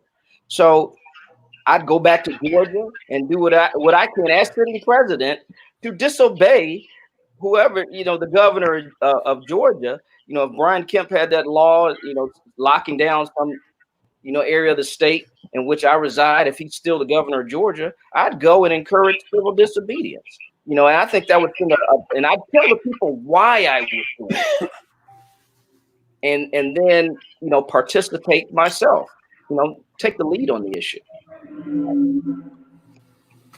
All right. Thank you. Okay, next up we have Joe.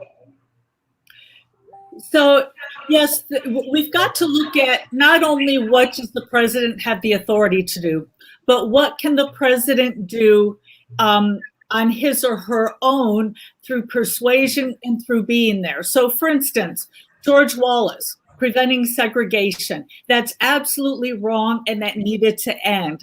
As president, if there was absolutely nothing I could do with the power of a pen, well, first of all, I would look for any way that I could with the power of the pen to fix that. But secondly, if there were a case such as that, I would absolutely go out there and I would lead the protest myself if I had to. And I would point out that they needed to change that. Also, part of my power would be to nominate Supreme Court justices. I would absolutely support the kind of justices that would give people justice as they deserve. And also, I'd like to point out that right now, what we have is a federal government that does the opposite of trying to keep states from usurping their power. Instead, we've got a federal government that for decades has actually been taking power away from the states. And that's something that I would use. So for instance, Elizabeth Dole, when she was head of the transportation department, what she did was she basically told the states, hey, we've got all the highway dollars. We're not going to give them to you until you raise the drinking age. So the first place we have to stop is we've got to stop the federal government from basically bribing and extorting states to do what they want them to do. The states need to have their own power for things like, legal drinking age or highway speeds. The federal government needs to stay out of that. All right, thank you, Joe. Our next question is going to go to Jacob Hornberger. And it is, would you support an overseas war against a country if they were committing... Chance to answer that question. Would you mind? What? Angela, I didn't have a chance to answer that question. I'm sorry. Go right ahead, Judge Gray. Here, let me repeat it for you. No, that's okay.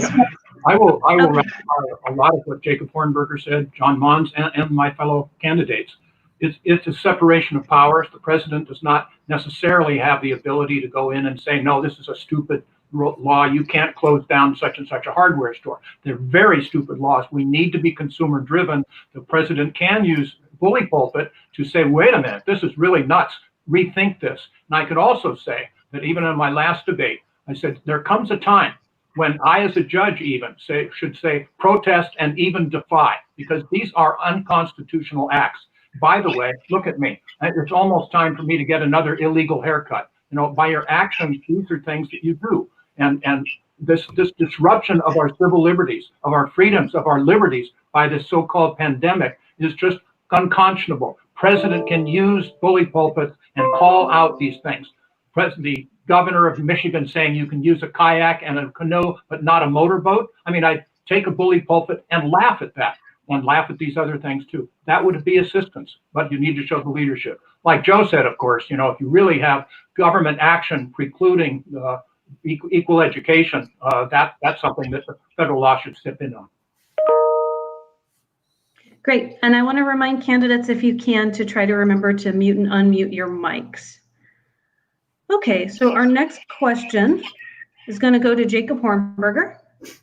And the question is, what would you do as presidential candidate to demand attention of the two major parties and their media during your campaign? I'm sorry, repeat that again. Sure. What would you do as a presidential candidate to demand the attention of the two major parties and their media during your presidential campaign? I wouldn't demand anything. I mean, I think that if you run an exciting campaign that's based on pure libertarian principles, you're going to get the attention naturally. I mean, because libertarianism is so different from conservative. It is essentially the opposite of conservatism and progressivism. As I noted earlier, to me, progressivism and conservatism are flip sides of the same coin, two of the most morally bankrupt philosophies in history. You've got this exquisite Beethoven-like symphony of a libertarian philosophy that is not only moral, but is actually the only solution to all these crises: education, healthcare, the economy, immigration. Libertarianism holds the answer to those. And so you let the media draw their attention to you because of these positions that are so radically different from Democrats and Republicans. You know, I'll give you an example of this, that when I was campaigning in North Carolina, I walked into a Hispanic newspaper there, and the editor came out and I introduced myself, and I immediately said to her in Spanish, favorezco libre comercio, libre inmigración, fronteras abiertas. And she was so shocked that I'm like, open borders? You really think that would work? And she took me into the conference room. She called her publisher, and they said, I explained them our position, and they said, can you come back for a formal interview? Came back, they gave me a 1-hour interview that they later published on all aspects of libertarianism, not just immigration. So if we adhere to principle, I think that generates its own news media coverage. When we go off on these Republican light, reform minded kind of things, that doesn't get anybody's interest. It's boring. All right, thank you. Next up, John Mons. During your presidential campaign, what would you do to demand attention of the two major parties and their media during your campaign? Well, you know, I think what Judge Jim Gray said earlier, I'd have to scare some people, and that's talking about freedom, you know, and if that scares some people, so what? But one issue that I mentioned earlier, I would look at the track record of all the previous Democratic presidents and the Republicans on pardons and commutations. Once again, you know, I think right now, President Obama had about 1,200 or something in 8 years. That's abysmal. So I would poke Trump for one. On that issue, I would poke Trump. I just poke him about, you know, how weak he is on that issue. What do you think the response would be? You know, how many tweets do you think he'd send out? You know, why are these 83,000 nonviolent drug offenses, you know, criminals incarcerated in federal prisons? Man, you're weak. And tell him that. And see how much attention that gets from media, how much that gets from the other campaigns. You talk about, once again, ending the wars. You stick to the message and the issues of freedom, and you make the counterpoint of what the other candidates are saying. And when you do that, because freedom is very controversial in this country with the amount of socialism we have. So we have to make freedom and liberty-based arguments that are controversial, not your standard milquetoast type of argument. And when we do that, that will get attention. Great, thank you so much. Okay, Joe Jorgensen. So again, being the libertarian I am, I wouldn't demand.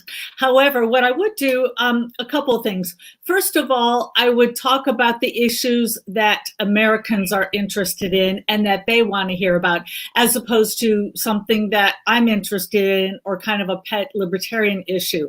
Now, my number one issue, of course, well, I've got top 3 issues. I've already mentioned bringing the troops home, so I won't go into any more detail for that. As I said, that was the first flyer, and actually the only flyer that I developed when I was on the campaign trail when we were doing in-person conventions. The second thing is healthcare. Now, a lot of the presidential candidates in the past and other candidates have emphasized, have pretty much stuck to let's abolish the FDA. And in fact, when I decided to run for the office and I met with a campaign team, multiple people told me, nope, you need to stick to abolish the FDA because healthcare is just too, it's too confusing, and it just is too much to try to explain how we can reduce everyday healthcare costs. Well, here's the thing. Everybody out there is interested in their healthcare costs. Not everybody is interested in hearing about the FDA. What they want to know is how can they afford their mortgage with their healthcare costs. So I've gone above and beyond to understand the healthcare crisis, the healthcare system. In fact, when I ran for U.S. Congress, I was on a first-name basis with Ron Paul's office manager.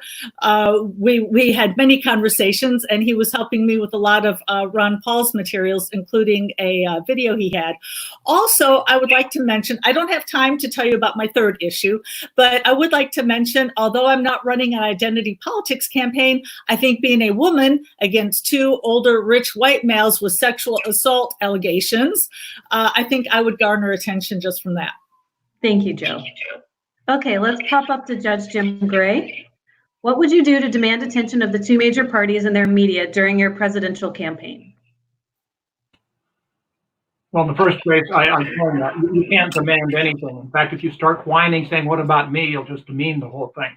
But what you do for media attention is you're popular, you're interesting. I've actually written an op-ed piece that I actually tried to get in the Los Angeles Times, but we'll use in our campaign.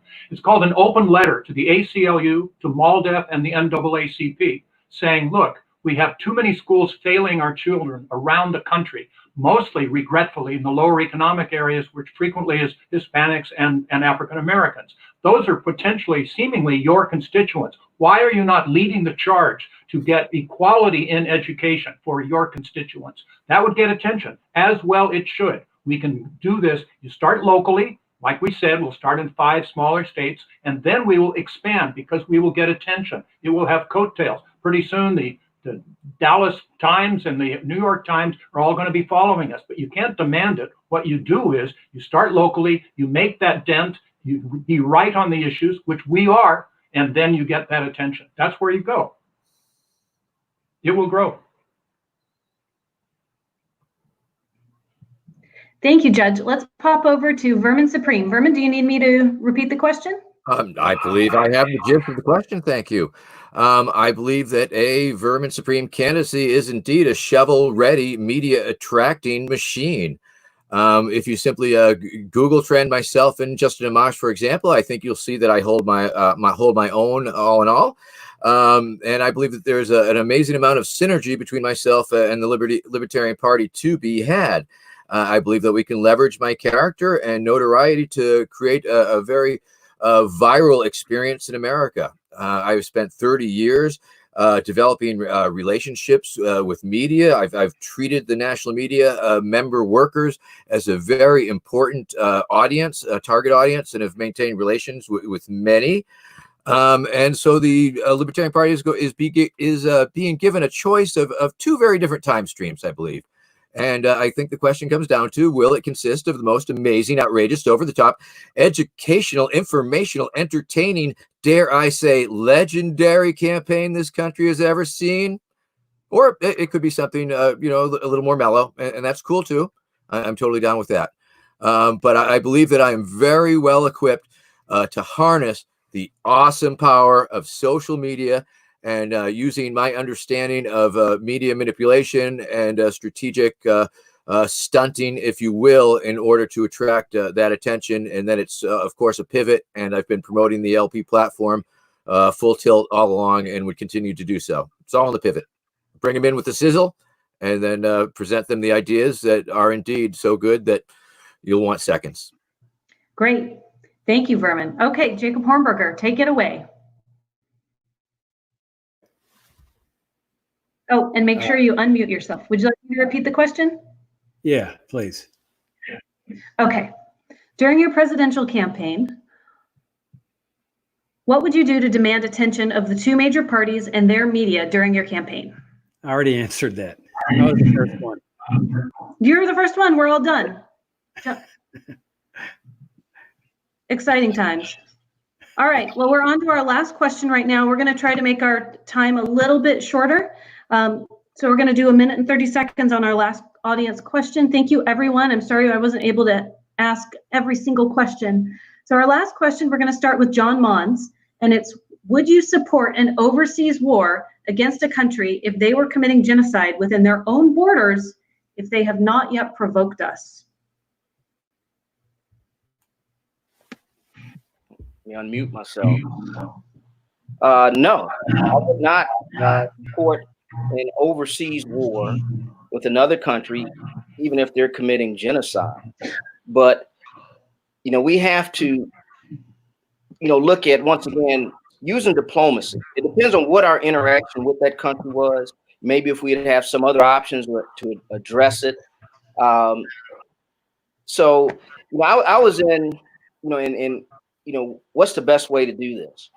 I was actually in Bujumbura back before the genocide that happened over there. And I got out of the country about a month or two before it happened.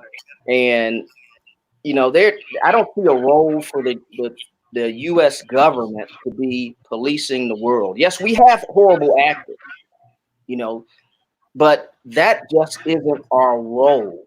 We can condemn it, but sending troops over there to start a war with a country, even because of how they treat their own people, I think is wrong. For example, Saudi Arabia, treats homosexuals and they have punitive crimes, in their society, a very, rough death penalty. Do I agree with that? Absolutely not.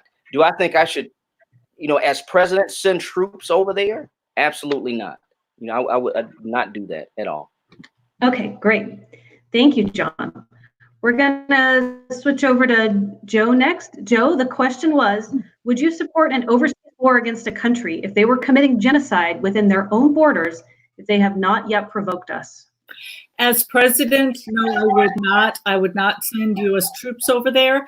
Again, one giant Switzerland, armed and neutral. Our job is to take care of our country. Now, that doesn't mean I can't try to diplomatically try to do something. And that also doesn't mean I can't encourage citizens of the United States. If they want to go over and help, if they want to help another country, if they want to fight in another war, I'm not going to stop them. That's their prerogative. We have a free country, which means we have each an individual choice to choose what we want to do. And I'm not going to stop any American who wants to go over and help on his or her own accord. Great. Thank you so much. Okay, let's switch over to Mr. Vermin Supreme. Would you like me to re-ask the question? I think I'm good. I mean, it's an incredibly difficult question. There are the moral implications, and our society likes to say never again, but never again has occurred time and time again. And I believe if we were to be true to the platform, our overseas capabilities may very well not be capable of responding in such a matter. And it does present a serious situation, and it would be a very serious problem in the world, and it's one that has played out in the real world. And it seems that the intervention that the United States had taken in Syria, for example, was woefully inadequate. And I'm just not sure what to say about that one, or what I would do as a president. It would be one of those situations where you would be raging and screaming and wanting to do something, but very, very well may be constrained by policy and commitment to not do anything. And that's a very tough and terrible position to be in. Gotcha. All right. Judge Jim Gray, would you like me to repeat the question? No, thank you, Andrea. I'm with you. It's a trying problem. It's something that grabs your heart. I wrote a book on judging once, the only how-to book for judging I'm aware of. And the first sentence in the introduction was, the best decision I ever made in my life was choosing my parents. I've been so blessed because of that so-called choice. And I think it's kind of dictated that I try to help those that did not choose quite so well. So if you have mass killings in another country, I would use everything I could, from the bully pulpit to discussing to trying to encourage sensibility, but putting our troops in another country, and the way this is phrased, the answer has to be no. I'm sorry, it grieved me. We do everything I could, like Vermin said, like John said, like Joe and Jacobs as well. But you just cannot put our troops, a lot of bad things happening in the world, we do not solve them with sending our troops in. Great, thank you so much. Okay, last, Jacob Hornberger, take it away. Let me unmute. Nope, unmute. You're muted, Jacob. Start over. Check your mute button. Okay, can you hear me okay now? Okay. Yeah, great. Our our ancestors instituted the greatest system for this kind of problem. It's really a model for the world. You've got a non-interventionist foreign policy. That's enunciated in John Quincy Adams' fantastic speech, In Search of Monsters to Destroy. But at the same time, you have a system of open immigration, where if people are suffering tyranny or famine or civil war or genocide, if they get out, they have a place to go that is not going to forcibly repatriate them. And this is one of my real beefs with the two conservative-oriented candidates in this race. They favor this system of immigration controls that precludes people from saving themselves, because to get a visa to come to the United States takes about 10 years or so, as compared to an open immigration system, which was our founding system for 100 years.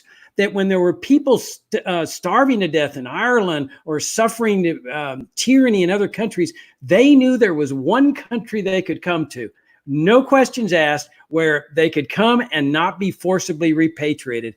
I think that's an absolutely fantastic system. It's one of the founding principles that I want to, express to the American people if I'm accorded the honor of this nomination.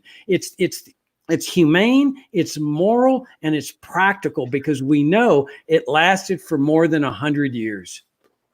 Thank you so much, Jacob. And thank you all of the candidates for participating in our audience Q&A. I believe that about wraps it up. So let's see if Michael Bolden would like to jump back in.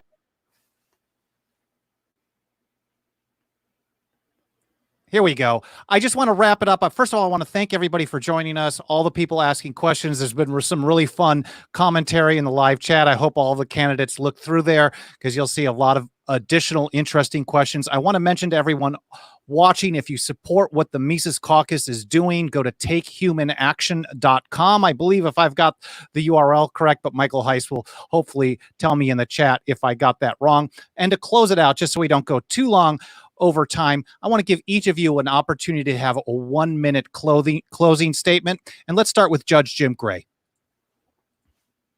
Jim, you are muted. Many people have wanted to mute me over my judicial career. Thank you for this opportunity, and thanks for sharing time with us and to our fellow. We will be Gray Sharp 2020. We will be first a unity candidates in the Libertarian Party and then in the nation. We will be able to speak to the people about a broad range of subjects. With our background, Mr. Libertarian, Larry Sharp, I've been working for them as well. We're known quantities in the Libertarian Party. I go back 18 years. Larry goes back 8. So go to graysharp2020.com. Go see us. Go see what we do. Join us. Share with us. Support us. Help move mountains with us. And I guarantee you, I vow to you, that if you do, or even if you don't, we will do you proud. We believe in what we're doing. We believe in you. We believe in liberty. We're going to do you proud. And thank you. Thank you, Jim. Next up, Vermin, 1 minute for your closing statement. Yes, my name is Vermin Supreme. I am an internationally recognized, highly respected political satirist, activist, and performer. For over 30 years, I've been using humor and satire as a successful anti-authoritarian communication strategy to mock and delegitimize the duopoly. This has allowed me to reach an audience of tens of millions across the political spectrum, tens of millions around the globe, and earn free media from across the flat earth. This method to the madness of mine has given me a level of notoriety and reach that has allowed me to make this legitimate offer of my services as a candidate to the Libertarian Party. Can the LP put up a Vermin Supreme nominee and not be accused of being a joke? I believe yes, it is in the framing. We are a serious party with serious ideas and a platform for America. However, the duopoly has risen to a level of a joke, and with love and with spite, here's Vermin Supreme. Thank you, Vermin. And next, over to you, Joe. Oh, I guess we're having mute problems. There we go. Me. You're good now. Okay, let me restart my timer. So tonight you've heard Jacob Hornberger highlight our libertarian principles, and he does a great job of explaining why our principles and platform are important. And I agree completely they're important, but that's not enough. And you've heard Jim Gray explain a practical message and how he can attract non-libertarians. And that's important as well. But again, it's not enough. Why? Because we need both. We need to explain the platform, but we have to do it in a practical way to show how we can help the average American. But we can't have practical solutions that sacrifice the platform. We have to remain true to libertarianism. We have to remain true to what we believe. And I offer both. I put forth practical solutions without sacrificing our principles. Thank you. Oh, joj2020.com. Thank you. Thank you, Joe. Over to you, John Mons. 1 minute for a closing statement. Make sure I'm unmuted. I want to thank the Mises Caucus for bringing us together, to have this debate. I want to speak to the LPers out there and say, hey, you have a candidate that you can trust. You have a candidate that has a proven track record. Once I joined the party, I haven't left it. I've been consistent and I've been working. So you don't have to worry about asking the question, well, what happened to John, after the election is open? I'll still be around because I live the life. I'm a homeschool dad. I never would put my kids in a government school, and I haven't. I've challenged, just last year, I had the police called on me at the school board meeting because I was trying to hold them accountable and was banned for 60 days. Right now, I'm currently in a federal lawsuit trying to get ballot access. Go to mons2020.com and look at the campaign. And also, I'm the long-term candidate. You can buy a shiny apple at the store, or you can plant a tree for long-term success and production. That's the type of candidate I am. Thank you. Thank you, John. And over to you, Jacob, for a 1 minute closing statement. I want to again thank the Mises Caucus for holding this debate. We're living in some really dark times with respect to freedom and tyranny, but there's one light that shines through this darkness, and that's the libertarian philosophy in the political arena. It's the libertarian movement. We cannot allow that light to go off. And how do we keep it going? I've said this from the beginning of this campaign, through adherence to our principles. Our principles are our greatest asset. They're not only moral, but they're practical. They get us out of all these crises that we're in. And so what we need to do in this campaign is paint the picture to our fellow Americans of what it means to be free.